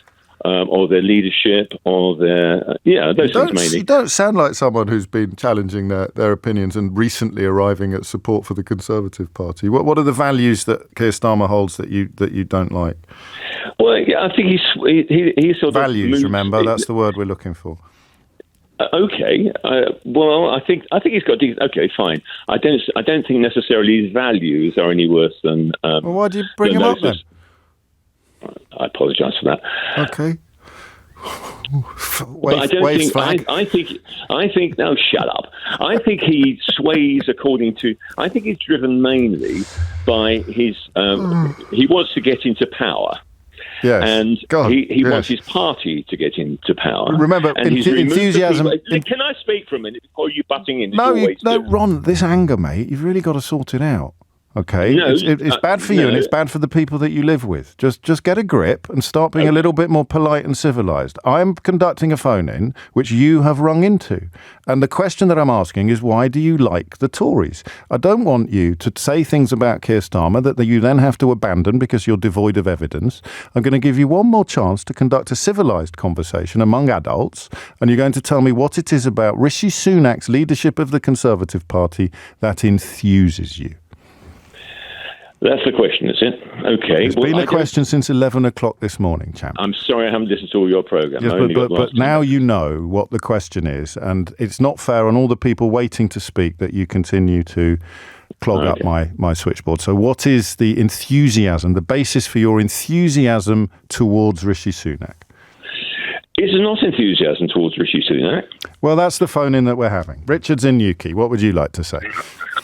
Well, yes. I mean, I think that Rishi Sunak is probably hard done to. Yes. I don't actually think he's done anything wrong. He probably hasn't got the charisma and the ability to connect with the public when speaking that probably Keir Starmer has. Really? Yes. Crikey. I mean, Keir Starmer is a barrister. I don't think he's very charismatic, though, is he? Well, I wouldn't. Well, he can twist a conversation to get the outcome that he wants because he's good at doing that. Richie Sunak. I'm sort of disagreeing with everybody, which was bound to happen this hour. But I don't think he is very. I don't think he is very good at that, actually, Richard. But we all see what we see. We all see what we see. But the point I'm trying to make is, I think Richie Sunak is a safe pair of hands. I mean, he did a good job as Chancellor. He got the country through COVID. Did a great job with the furlough scheme, and then the bounce back loans, which helped thousands and thousands of businesses. He chose not to investigate all of the corruption, sort of billions of pounds worth of corruption. And what could they have done differently, do you think? Well, there's huge amounts they could have done differently. Like what? So what country would you point at as an example of getting it wrong? Well, if you look at England, we have a population of 60 million. No, I mean in terms of what we did during COVID, the countries that did something differently and got it wrong. I mean, I don't think this is about COVID, but I actually think we did a great job. You brought COVID up! You literally said he's a safe pair of hands, and then to give me the proof, the first thing you mentioned was COVID. He got us through COVID, you said. So I'm wondering, who are you comparing us to? Where is the country that didn't do what he did? Because it was bleeding obvious that they were going to have to do furlough. We performed better than Wales, which has a population of 3 million, and Scotland, that has a population of 5 million. Performed better by what? By what metric? What metric did we perform better than Wales and Scotland? By numbers of deaths per capita. Right. And also, we got back to work a lot quicker, which has improved our economy. So people went back to work quicker in England than they did in Scotland? Yeah, they did, because Scotland were pushing to have far more restrictions in place. And that was a decision taken by the Chancellor of the Exchequer, was it? I'm just trying to make the point how we got through COVID. But the real point that I'm trying to make is that we have to look at you are an economist, or you've got a background in no, I don't. But never mind. You carry on. Okay, fair enough. Then. Well, when you look at the economy, we need. Our country is doing well. We are growing faster than the likes of Germany and Europe. Yeah. We've come through COVID. Yeah. We've gone through Brexit. We are growing. So we want more of the same.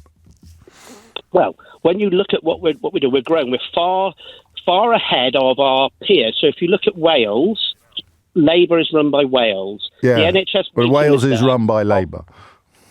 By Labour.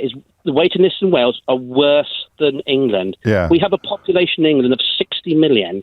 You keep saying that. I don't know what point you think you're making on that. But anyway, I mean, Rishi Sunak. I'm trying to make is why would we trust Labour when they can't even run Wales? Keir Starmer's not running Wales. Labour are running Wales. It's the same people. Well, it's the same firm. Boris Johnson was running England not long ago. Are you a fan of his? Well, yeah, he's done a good job. Boris Johnson. When you look at the economy, we are growing ahead of where we should be. The NHS in England is better than Scotland and Wales. Okay. Education is outperforming Scotland and Wales. Have you heard of Goldman Sachs? Yes. Have you heard of the International Monetary Fund? Yes. Have you heard of the Office of Budgetary Responsibility? Yes. Have you heard of the OECD? Yeah, what's your point? I've heard of all of those. Where are you getting the idea that we are outperforming?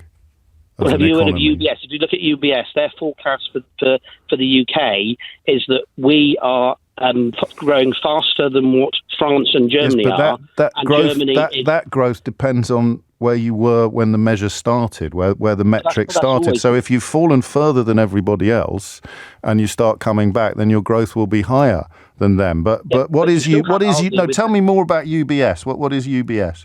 Well, I haven't got it in front of me. Their figures. No, but what is it? I'm not familiar with the acronym. I thought they did. Do you mean the investment bank, the American Investment Bank? Yeah, they expect the UK to grow by 1.3%, and the Eurozone will be growing itself by 1.1%, while Germany is the laggard. And that means you're going to vote Conservative? Now, what I'm trying to say is we are doing well as a country. Okay. I mean, we are outperforming everybody. We're doing brilliantly. Well, we are, but I know. I mean, it's just I'm reading a story about British children being the shortest, fattest, and sickest in developed countries, and I'm listening to someone tell me that everything's going brilliantly, it's scary. People can make a story out of anything. When you look out there, if you look at it, inflation has come down. People's wages, wage inflation is outstripping inflation. Yeah. So that has been for the last 12, 18 months. No, I kind of, sometimes, what's the word that I'm looking for? I think you should have been doing Rishi Sunak's interview this morning with Nick Ferrari on, because the country you describe, he doesn't recognise. Yeah, but that's because he's not out in the real world. I travel up and down the country, the motorways are heaving. Yes, the motorways are heaving. Yeah, people are going on holidays. The airports are full. People that are on unemployment are doing well. Yeah. There are plenty of jobs out there. If anybody needs more money, like the last caller said, they can go and get a job. I mean, when I was growing up, I used to go and get an evening job. You can do that. In St Albans at the moment, the average cost of a house is 17 times greater than the average yearly earnings of a person who lives there. Now, is that a good thing or a bad thing? Well, I'm not being funny, but I live in Cornwall and wages are high, but people are still able to... But I just asked you a question. House prices are high. 17 times greater than the average earnings of someone who lives there. So for whom is this economy working, do you think? About people buying the houses there. For whom is this economy working? For people that are working. Okay. So 18, they're all working, and the house that or rather the average house in their area is 17, 18. I kind of want a little bit of whatever it is you're on, to be honest, because it's beyond glass half full, and I have in a way enjoyed talking to you, Richard. Thank you. It's 2 minutes after 12. James O'Brien on LBC. There's part of me now that is drawn to St Albans. I mean, what is it about St Albans that makes it such a desirable place to live? And how can you live there if the average house price is 17 times greater than the average yearly earnings? It's the least affordable place to live outside of central London. I don't know if we can get an hour out of St Albans, can we? Have we ever done an hour on one relatively small part of the country? The figures, quite a few people, we do it on by-election days, you're absolutely right, doing calculations to tell me what the difference is between income and house prices in Cornwall after Richard's contribution, but it's about 9 or 10 times more. So St Albans 17 times, nearly 18 times more. Shall we do it? Shall I just see who rings in, see if we just only get calls from St Albans? What is it about St Albans that is so desirable? And on a bigger economic question, how does it work? How does a city end up being full of properties that cost, on average, 17 times more than the average yearly earnings of the people who live there? I don't get it, all right? Look, I live in London. Not necessarily the sort of smartest part of London, but I know that the relationship between property and income can be fraught. But what is it about St Albans? I don't think I've ever even been there. Shall we see if we can do? Should we get a hold? Do you think we will? The postman. Where's that lovely text from the postie gone? And you've got no idea. This is from James, who's a postie up in Glasgow. You've got no idea how right you are. James has written, that hour must have drained you, James. That last hour, mate. I'm shattered. I'm absolutely cream crackered. There was a sort of mental energy involved in keeping up with some of the somersaults and eccentricities, shall we say, in the last hour that makes me wish I'd done it at 12 so I could go home now. I'm completely pooped, which may be why I'm entertaining the very strange question of what it is about St Albans that makes it the most expensive place to live in the whole of the United Kingdom. 0345 60 60973 is the number you need if you're going to answer that question. Lots of text coming in on it. I don't think we're going to get enough calls to generate an entire hour. I live in St Albans. The council is absolutely fabulous. I can't read out the name of your MP, Susan, because there is an election on the way. It is perfect. Yes, but how can everybody afford to live there? St Albans has some nice pubs, says Simon. It has the oldest pub in England, says Alicia. I don't know where. It's got a lovely comic shop, says Damien, unlike Watford and Harrow. I don't know that you're necessarily taking this as seriously as I had hoped. And an hour on St Albans, I was expelled from St Albans High School for Girls, says Seema. I might have to switch off. Right, I'm going to take a couple of calls on this. Why is St Albans such a desirable place to live? And what's the economics of it? What does it mean when the average house price is 17 times the average income? That's the question I'd ask you. What does it mean? What does it mean? Or how does it happen? How does it happen and what does it mean? All right? So I might take this up to 15:15, unless the quality of calls is off the charts, which frankly is unlikely. What does it mean when... Anyway, Fran's in Milton Keynes? I don't want to speak to someone in Milton Keynes.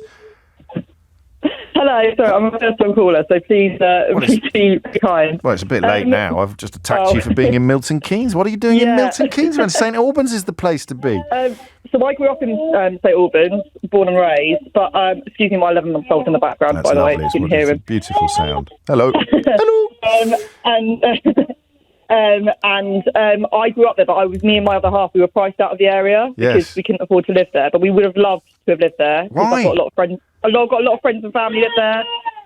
The schools there are really, really good. Really, really good. I love the park. The high street's really, really lovely. I don't know why it's better than everywhere else. It's just, but I think since the train connection makes it really. All right. This may not work. This may not work. If you live in St Albans, and I want you to think carefully before you answer this question, who do you look down on? What are the areas that where do you go, oh, crikey, I wouldn't want to go there? Oh, it's gone. 11 minutes after 12. I had fears about this, but we shall press on. Lucy's in. Here we go. Lucy's in St Albans. What is so amazing about St Albans, Lucy? Well, there's lots of things that you'd list, if you're looking to buy somewhere, like, good transport links. But it's 17 times more than my income. No, exactly. It really doesn't match up. Like, you can get these good qualities in plenty of places.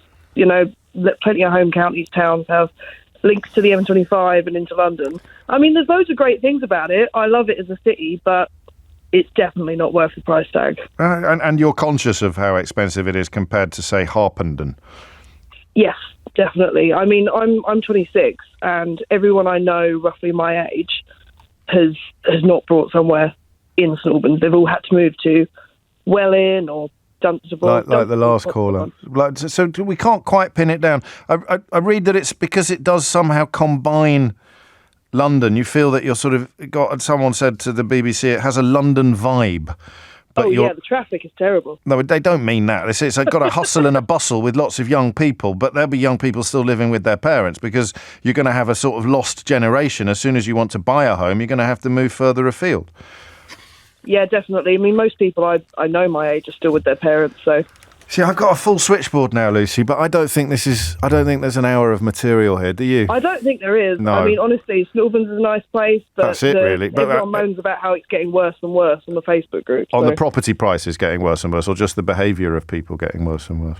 Just what's good about the town. So people constantly moan about the market going downhill. Yeah, but that's Facebook groups. Facebook groups are incredible. Residents' Facebook groups are incredible repositories. All those Facebook groups are absolutely hilarious. Right. Someone once posted an avocado and said, I found this on the hill. I can beat that. Because we've got a lot of development going on where I am, and some people, some of the objections to it are perfectly understandable because it may get a bit St Albans-ified in the coming years as people who were born and brought up in the area get priced out of the property market. But there's a lot of development going on, and you'd have thought that some of the announcements of things that were coming to our town as a consequence of the development would be greeted with good news. For example, we've got a bookshop now, the Brentford bookshop. That's great. We didn't have a bookshop before. Do you know what someone on the residents group said in response to the news about the bookshop? Go on. Said, we've already got a bookshop. It's called the library. So I've become a bit of an addict to these sort of forums. Thank you, Lucy. I don't think I should probably have to apologise to Elaine and Matthew and Stephen. I don't think we'll be continuing this after the next junction. You never know. It depends entirely on the quality of Emma's call. Emma is in St Albans. Emma, it's all on you.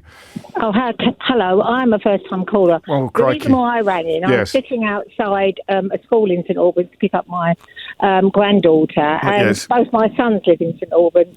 And one of the reasons that they've moved here, apart from it being a really good place for children, to bring up a family, is that it has very good state schools. So a lot of people are drawn to come to St Albans. But how can anyone afford to live there? I don't understand the economics of it, my Emma. sons have lived here probably one moved 2 years ago, Right. and the other one's lived here for about 7 years. And one lives in quite what I would say, sort of quite expensive property. He Yes. has a job in London. He's a banker, and the other one's got a really good paid job. But he can't really afford to move at the moment. But they Well, I tell you what, it's a good job. It's a good job you're helping out with childcare, isn't it? Otherwise, well, it is. That is one of the things that's a really good thing that I can do that sort of thing, and other grandparents do the same. So yeah, it is. It has a good vibe for families and lots of things going on for families. You can say that about lots of places, but obviously St Albans reaches parts that other cities cannot reach. Yeah, I think it does, and I think the school thing is so important. It's got very good secondary schools that have, that are outstanding, with lovely facilities and things like that. I hear it. Well, you're not quite tempting me to move yet, but I'm mildly less confused about the appeal of St Albans. I'm having another one. Thank you, Emma, and you take care. What a moment to break your duck and ring the radio station for the first time.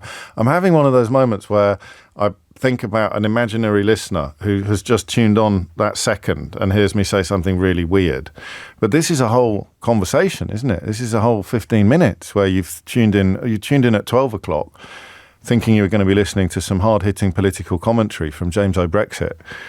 And what's happened to what's happened to the radio? Patrick says, can we do a phone-in on weird posts in local residents groups instead, please? No, I'm ending the St Albans phone-in now.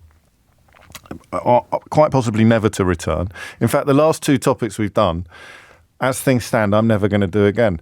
I'm never going to ask people to ring me again and tell me why they're voting Tory. That was one of the most unpleasant experiences of my entire life. Well, it was going all right until the end. The last two calls, I think, were challenging. And on the St Albans question, are you any the wiser about why St Albans is the most expensive place to live in England? It was your idea that we did this. You happy now? You got it? It's fine? No? After the break, we will discuss the vexed and increasingly febrile question of getting young people off social media.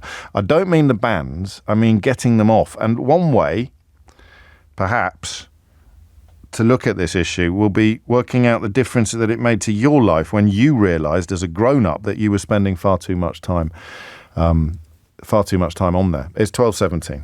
James O'Brien on LBC. 90 minutes after 12 is the time. It's a funny one sometimes. I think you're joking. I hope you're joking. And you predict that if things carry on as they have, Keith says there'll be a string of ever more tetchy callers who haven't yet admitted that they spend too much time on social media. Let's hope not. But we were just talking there about London. And increasingly when you go out of London, if you live here, everybody thinks that we spend our lives being victims of crime. And you sort of think, where on earth does that idea come from? I think that knife crime has gone higher in Birmingham than it has in London now. And you sort of look at social media and you realise how someone living in Cornwall or someone living in, I don't know, Coventry has become convinced that you can't go out of the house. Did I not see someone posting about not wearing a watch or something like that? You can't go out of your house in London. It was Kevin Peterson, I think. I don't know whether he was being sarcastic or not. Social media is not the most nuanced place. So it occurred to me reading that message, that tweet, it occurred to me that you might not know the damage that social media has done to you. If you're spending your life, because it began as a bit of an anti-Sadiq Khan thing. So it was very hard to tell the difference between sort of base Islamophobia, pretending that because the mayor of London is a Muslim, crime rates in London have gone up, or crime rates in London have become unbearable. And now relatively sensible people who probably aren't even remotely Islamophobic have become persuaded that London is a kind of hotbed of criminality and corruption. But that's not what we're talking about. We're talking about, well, it's kind of what we're talking about. We're talking about the increasing attempts. There's one very interesting article in one newspaper today, really challenging the idea that young people's lives are being absolutely wrecked by social media. I've read it, but I haven't read their work more broadly, so I don't think it would be appropriate for me to poo-poo it yet. I think most parents would, not even anecdotally, but evidentially, be very comfortable with the conclusion that social media or smartphones in particular can pose very real threats to a child's peace of mind, to a child's mental health, even if it's something as straightforward as the proliferation of apparently perfect female bodies and male bodies that you see on social media, causing all manner of problems for young people. Loneliness as well being a big issue. Vivek Murthy, the Surgeon General in America, has called for a warning label to be included on social media platforms, not just for young people. So similar to ones included on cigarettes and other tobacco products. The New York Times published a piece on Monday in which he argued that social media platforms have contributed to a mental health crisis among US youth. But of course, most of the things that he points at apply equally to adults. Loneliness is like a hunger, he wrote, a signal that we're lacking something for survival. It is time to require a Surgeon General's warning label on social media platforms, stating that social media is associated with significant mental health harms for adolescents. And here's what I want you to help me with. I want you as a grown-up, or as an older person, because I can't take calls. A, you're supposed to be at school, and B, there won't be enough of you. There won't be enough 16, 17, 18-year-olds who have made a conscious decision to come off social media. If the Surgeon General of the United States of America is calling for a warning label to be put on TikTok and Instagram, Facebook and Twitter that looks a bit like the ones that we are used to seeing on tobacco products, then it is beholden upon all of us to shut up for a minute and pay attention. The US Surgeon General wants platforms that many of us use every day to carry health warnings. So what I want you to tell me is how you know he's right. And to do that, you need to have made the break, don't you? You need to be able to describe your life when you were on it a lot and compare it to your life now that you are off it a lot. So it doesn't have to be scorched earth. You don't have to have gone from full immersion to zero, but you need to describe a conscious effort to drastically reduce your social media usage and the consequences of that effort, what it has done to you. Because one of the bits missing from this conversation is adults having a fit of the vapors. We're all clutching our pearls, but we don't address our own behaviours. So we're all having conversations and heated debates about teenagers and the damage that it's doing to their mental health. But for everybody else, we're not really looking at our own problems at all. I told you some time ago that I caught myself once checking Twitter while reading, and this is going back a long time because they're doing A-levels and GCSEs, or they have been doing Oh yeah, you finished your exam, so you might be able to ring me. That I caught myself checking my Twitter over my daughter's head while I was reading her a bedtime story. And that was the point at which I took a very little decision, a simple, small decision, to leave my phone downstairs at bedtime. Just a little thing like that. And it meant that the levels of engagement at bedtime increased because I wasn't even thinking about the thing in my pocket. But I'm not good. I'm not good at this. There was a bit of research this week, and I know I was a bit kind of boasty about it. I didn't really understand it. But there was some research this week about the journalists who are most influential on social media. So I've been thinking about stepping back a little bit from Twitter, because since Elon Musk bought it and people can pay for blue ticks and then appear much higher up in your replies than they would do otherwise, I have not found the experience as enjoyable as I have done in the past. But then, and just as I'm thinking about stepping back from Twitter and maybe doing a Substack or something like that, Reuters publish research into who the most influential influencers are on social media, and guess who flipping comes top in the United Kingdom? It's Muggins here. So I can't, in that context, turn around and step back from being the most mentioned individual news-related account in the country, whatever that means. But what I mean by that is it's obviously good for business, isn't it? And I work in a commercial sector, so I don't know what it's doing to my mental health, but I don't think it's good in the great scheme of things. So what did you do? Oh, that's nice, Maz. That's a lovely thing to send in. I'm going to leave my phone downstairs at bedtime now, James. What a great idea. There you go. Changing lives one by one on LBC. So I want you to talk to me about the conscious decision. And remember, if you're younger than me, then you're probably on platforms different from the ones that I'm on. The conscious decision to turn down your social media usage and what effect that has had on you. Do you know that a majority of young people wish that TikTok didn't exist? Do you think a majority of heroin addicts wish that heroin did? Because you're thinking now that's odd, but it's not. I bet you that a majority of heroin addicts wish that heroin didn't exist. Don't you? I wish it didn't exist. I wish I'd never tried it. I wish it didn't exist so that I could never have tried it, and then I would not be spending my life enslaved to it in the way that I am. So when you hear that a majority of teenagers wish that TikTok didn't exist, your gut reaction is to go, pardon? But the more you think about it, the more sense it makes.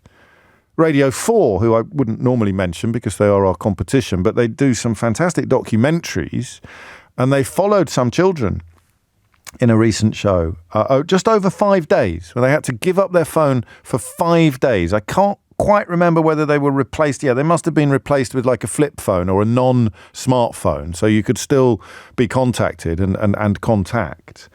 But what was extraordinary about it was the diversity of reaction to the experience, but the almost unchallenged conclusion that less is more. Doing less is better. Spending less time on there is good for you, which means that the word addiction does apply. It does bring you into a habitual behavior that you find really, really hard to give up.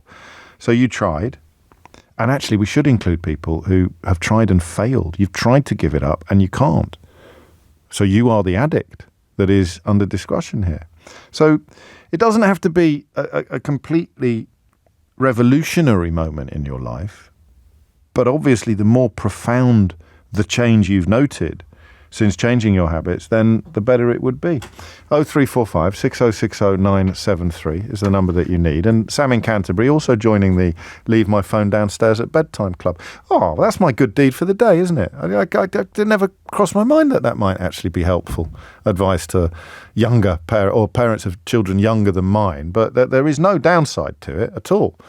You just find yourself engaging more with your child at bedtime and actually spending a little bit more time with them as well, because you haven't got that kind of FOMO itch, that fear of missing out itch that social media can give you. So let's have a look at what happens when you knock it on the head. It's 12:30. You're listening to James O'Brien on LBC, and Amelia Cox is here now with your headlines. James O'Brien on LBC. 12:32 is the time.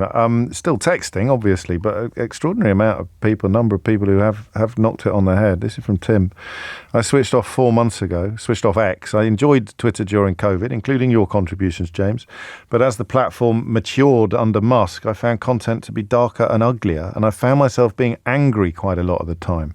When checking on it even in the middle of the night, I knew it was time to stop. Since I stopped, I found that my general attitude to politics and people has changed and become more positive.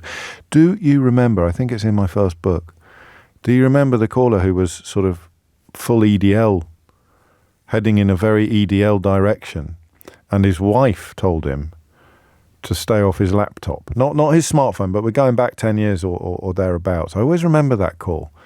Because of the clarity and simplicity of the contribution, as if it were the most obvious thing in the world. And yet at the time, I don't think we'd clocked what those sort of interactions online could be doing to us. And he just said, my wife was getting cross with how angry I was. And she said, that's not you. I don't know what's happening to you, but whenever you're on that laptop, it makes it worse. So he said, I just put the laptop under the sofa for a week, James. And he said, within a week I was fine. I wish we were clipping calls back then. I think that was before the era of clipping calls, because there are some that I'd love to listen back to again. I got the transcript of it somewhere in my book, so it must be available. But that's the first example I can think of what Tim there is describing and what the rest of us may not even know that we are suffering from. 12:34 is the time. Lewis is in Skipton. Lewis, what would you like to say? So I'm 24 years old, and I've been off social media now for 2 months. Gosh. Oh, wow. And it's completely changed my life, to be honest with you. You're a living experiment. Well, let's begin at the beginning. What made you think I need to make a change?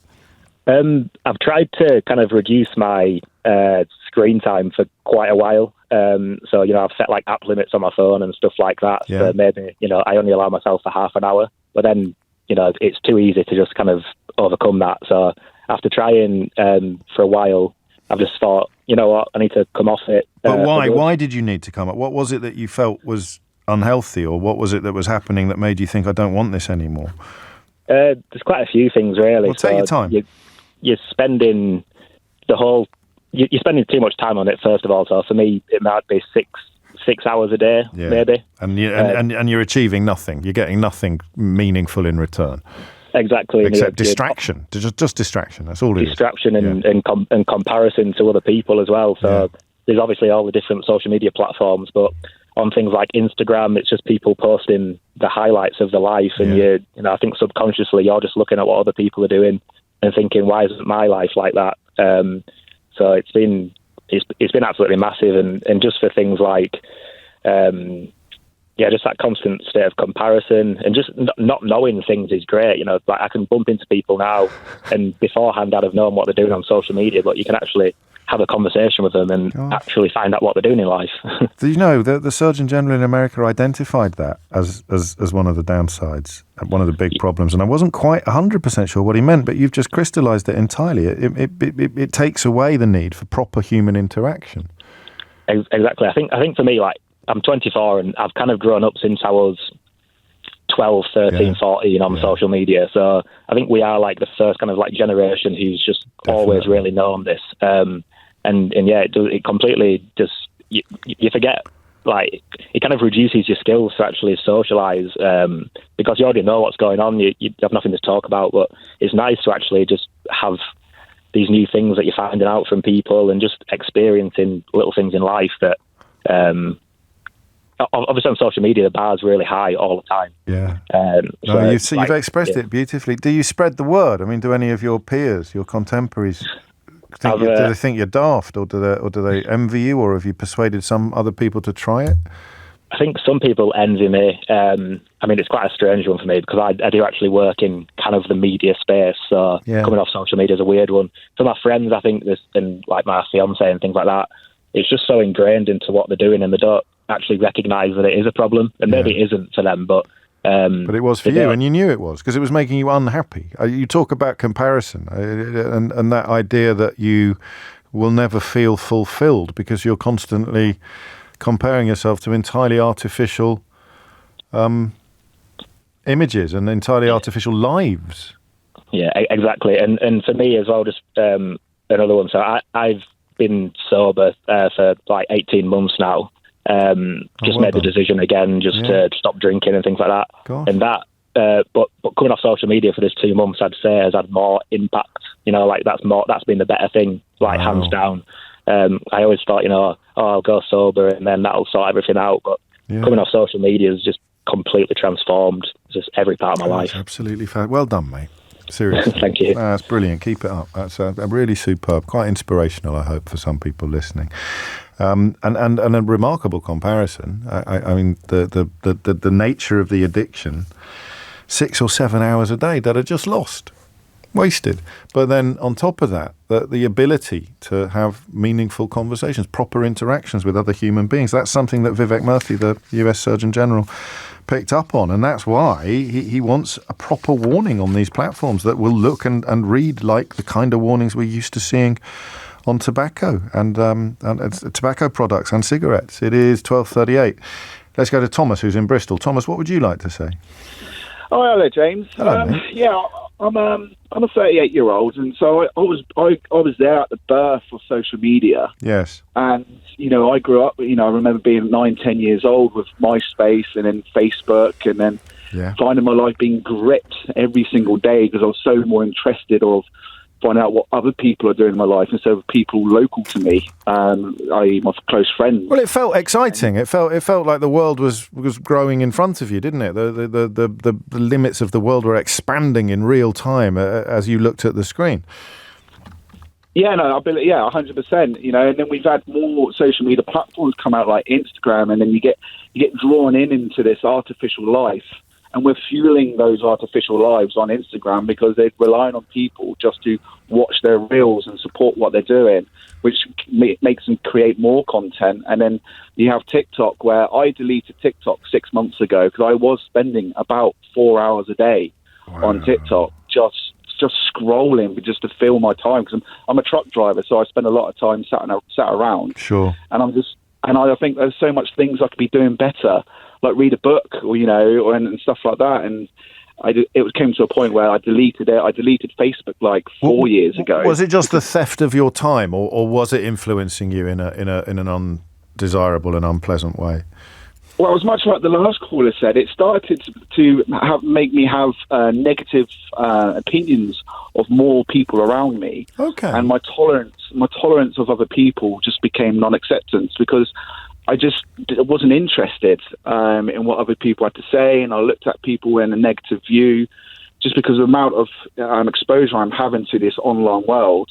And I thought, no, I need to get rid of it. And I deleted Facebook, deleted TikTok, and I pretty much deleted everything, just because there's so much more things, more positive. And how do you feel? How would you describe the improvements that it has made to your life? Oh, 100%. You know, I no longer worry about anything that's not within my circle. Yeah. You know, I don't need to know what's happening to Joe in Kansas, in America, and stuff like that. You know, I'm more interested in local politics, local events, and I find that out through friends. I like that. Just one interesting thing, which it might sound like a gotcha, but it's not, I promise you. I'm just intrigued in what's happened to your memory, because MySpace wasn't founded until 2003, when you would have been 17. So you were actually older than you realised that when you first got into it. It might have been. But I remember being in school, and when I was 16, maybe around about that time. So my memory might have faded a bit there. No, it's not. It's just a point to make about because that generational thing. So you were in a way, you got through your most formative years without it. Whereas now you're 12, you're 11, you're 12, you're there. So even your addiction, for want of a better word, is going to be an easier thing to deal with than if you'd got in there 4 or 5 years earlier. Yeah, 100%. Because we're not thinking about that. Yeah, a long time to remove that, because I'm like, what else am I going to fill my time with? But I found other things to do. But there is one positive aspect of social media, that if it wasn't for TikTok, I wouldn't have discovered LBC. Well, that is huge.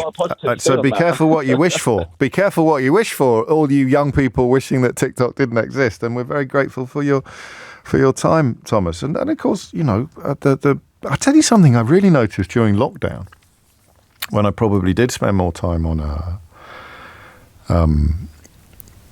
social media than I would do even normally, is I began to lose my enthusiasm for reading books. I've noticed this a few times when I've gone through particularly heavy periods of internet usage. The time investment, to sit down with a book for a nice hour or something like that. You after 5 minutes, you're thinking, I'll just check my phone, and that is another sort of little change to our brain chemistry that I can't think of any advantages that it might deliver.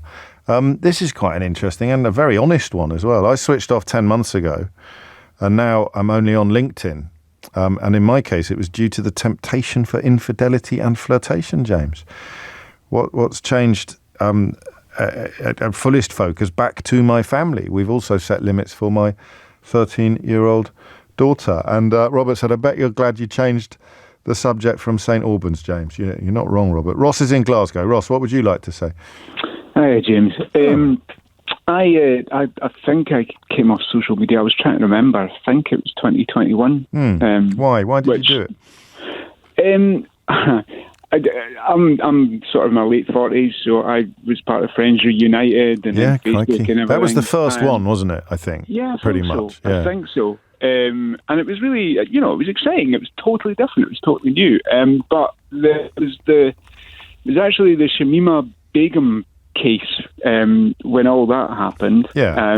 And there was a debate going on one of my friend's profiles about how she shouldn't have her citizenship, and I made the point that if she'd been groomed by a paedophile, maybe they wouldn't have had that reaction. And I was attacked by 50-odd people I'd never heard of before, never mind interacted with. And I suddenly realised I saw the way it was going, and I came off. I forget, because I do this kind of for a living, and you develop a thickness of skin that is not very common in the normal world. So I forget how disruptive that can be. It's shocking. There's nowhere else in life that you're going to have 50 people queuing up to call your names, and it just wouldn't happen anywhere else. I was incredibly upset at the time. I bet you were. Actually, 2 or 3 years later, you made the same point on the radio, and I welled up and almost burst into tears because I was, oh my God, I'm validated. Good Lord. But the thing is that, like your previous caller was saying, I have time, I can read books, I'm much more engaged in what's happening around me. Yes. But there's that nag at the back of my head that I'm missing out on something. Every TV program that you watch invites you to interact with them via X, via, well, not so much Facebook, but... And then you were in contact with people from, years ago in your life. You come off social media and all of that's gone. So there are folk out there that I would love to be in contact with, but I'm just not prepared to put myself back into that environment. I mean, that they say all things in moderation, but it's very, very hard to provide moderation or to introduce moderation. That's such a compelling explanation. Thank you, Ross. And I'm glad that I was able to sort of help undo some of the damage that had been done to your peace of mind by those attacks. I thought it would mellow. That's how naive I am. I thought it would mellow over the years. I thought the novelty of being able to be publicly vile online in a way that you would never dream of being in person, I thought it would wear off. I thought the novelty would wear off, which shows what I know, doesn't it? Because, goodness me, people have not got bored or indeed got tired of saying and writing and posting things, often from anonymous accounts, of course, that they would never dream of saying in real life. I often think of the woman who died after being confronted with evidence of what she'd been posting about the McCann family, because that was our first really stark introduction to the gulf that would open up between the personality people were displaying online and the life they were leading offline. It was a horrible story, that, really grim. 12:47 is the time. James O'Brien on LBC.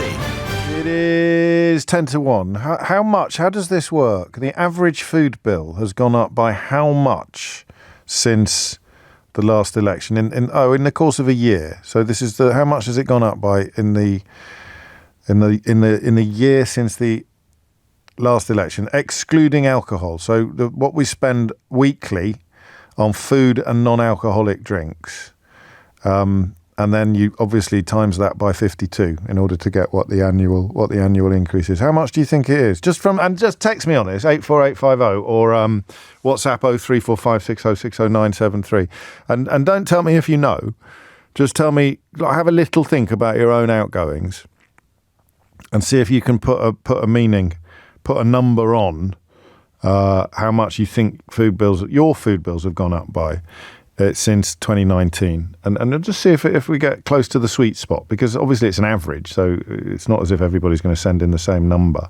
And I want the figure, I want the pound sign, I want the amount of money that you think it has gone up by. 12:51 is the time. Back to social media. Anna is in Wimbledon. Anna, what would you like to say? Hi. So I'm 16, and when I first started using TikTok, I was about 11 or 12. Yeah. So that's, a key development stage in my brain. Yep. And I definitely noticed after a few years, that TikTok was negatively impacting almost every aspect of my life. How? My sleep. Yeah, of course. I would find it hard to sleep at night. Yeah. I found it harder to pay attention in class. I couldn't keep up with some of my hobbies because I couldn't focus, like reading. I have read for a long time of my life, and when I use social media, I find it harder to read, and I can't focus on the words on the page. And so after a while, I deleted it, and I've noticed my interactions with friends have gotten better and more genuine because I'm focused. When did you knock it on the head? When did you? I think first when I was about almost 15. Okay. And I've sort of been a bit on and off. Yeah, of course. But because I'd have thought socially it's quite difficult, isn't it, to be completely removed because you don't know about stuff that's going on and things like that. Exactly. I think with TikTok it's quite easy to be off that, but with Instagram where you actually interact with your friends, it's a bit harder. Yes. And so what are you doing now? Nothing at all? Nothing on your phone at all? Well, I don't have TikTok. Wow. I have a time limit on Instagram of half an hour. And does that work? Because it's quite easy to ignore that, isn't it? Or does it work for you? I had my parents set it up, so they... Okay, so I they've can't got do the it without password. asking them. And did you ask them to set it up for you? Yes. So they didn't really realise until you went to them the effect that it was having on you, or did they? I think they did, and they definitely encouraged me deleting it because they did have an idea of how bad it was, but, it's hard to... articulate and pin it down, isn't it? Final question. And how did your GCSEs go? That's not the final question. That's just me being curious. How did you get on with your GCSEs? Great. I finished yesterday, actually. I'm very happy. What on earth are you doing listening to this old git on the radio on your first day in an exam-free 2024, Anna? I hope you're doing something a lot more exciting this afternoon. But do you... And you don't have to answer this question, it's a bit cheeky. Do you think your parents have a healthy relationship with social media? I think they do, definitely. Good. My mum has always encouraged, or she's enforced handing in my phone at night, and for them, they also practice these rules. They don't, they practice what they preach. So they've been very encouraging with... That's fantastic. Thank you. Have a cracking summer and good luck on results day, Anna. I know it's been a really tough old time for everybody in the exam cohorts, the GCSEs and the A-levels, and we can all breathe a mighty sigh of relief. My household became exam-free approximately an hour ago, actually, or 25 minutes ago. David is in Southsea. David, what would you like to say? Oh, hi, James. I've noticed from about 2019 that I was addicted to social media and just my phone in general, and just having it in my hand and scrolling. Back then I was working a job that I hated. It brought me it basically felt like a failure to myself and my partner, who I'm thankful I'm still with. She called it out first, and it didn't go down well to begin with. Noticed the changes, put my phone down. I just had to kind of put a lot of self-reliance on myself. So she noticed I wasn't doing any of my hobbies. I wasn't watching anything. I was not interested in anything. What was your poison? What were the sites that had got you in their grip? Instagram and YouTube. Right. Just watching just rubbish on YouTube, basically. I'm a massive Formula One fan, and the way that I managed to start to get off Instagram is like Rishi Sunak. I don't have Sky. So I could only watch the stuff on Channel 4, like the highlights, and everything gets posted, like the winner and everything, on Instagram straight away. So it was every Sunday there's a race. I'm not picking up my phone, and it built up from that. I then started to rediscover hobbies that I love doing, cooking, climbing, and music were my 3 ones. No, you reminded me of Steve Baker then. Did you hear that? Get me cooking, climbing, and what was the other one? There's an extreme... Yeah, what were yours? Because yours are nice. Yours are, extreme catamaran, fast catamaran racing, parachuting. What were your 3? Yours are much nicer. I'd vote for you. Cooking, music and climbing. Cooking, music and climbing. There we go. What was Steve Baker? Oh, that's lovely. I had no interest in playing music or listening to music. And then it relapsed all over COVID, obviously, because you're stuck inside. In the time I put my phone down, I got a better job. Still in the same company. I started my degree, which I'm just finishing my dissertation for now. So, complete life change. And you weren't you weren't suffering from some of the things that we associate probably with younger users, like comparisons or you were just losing time. You were just disappearing for hours. Yeah.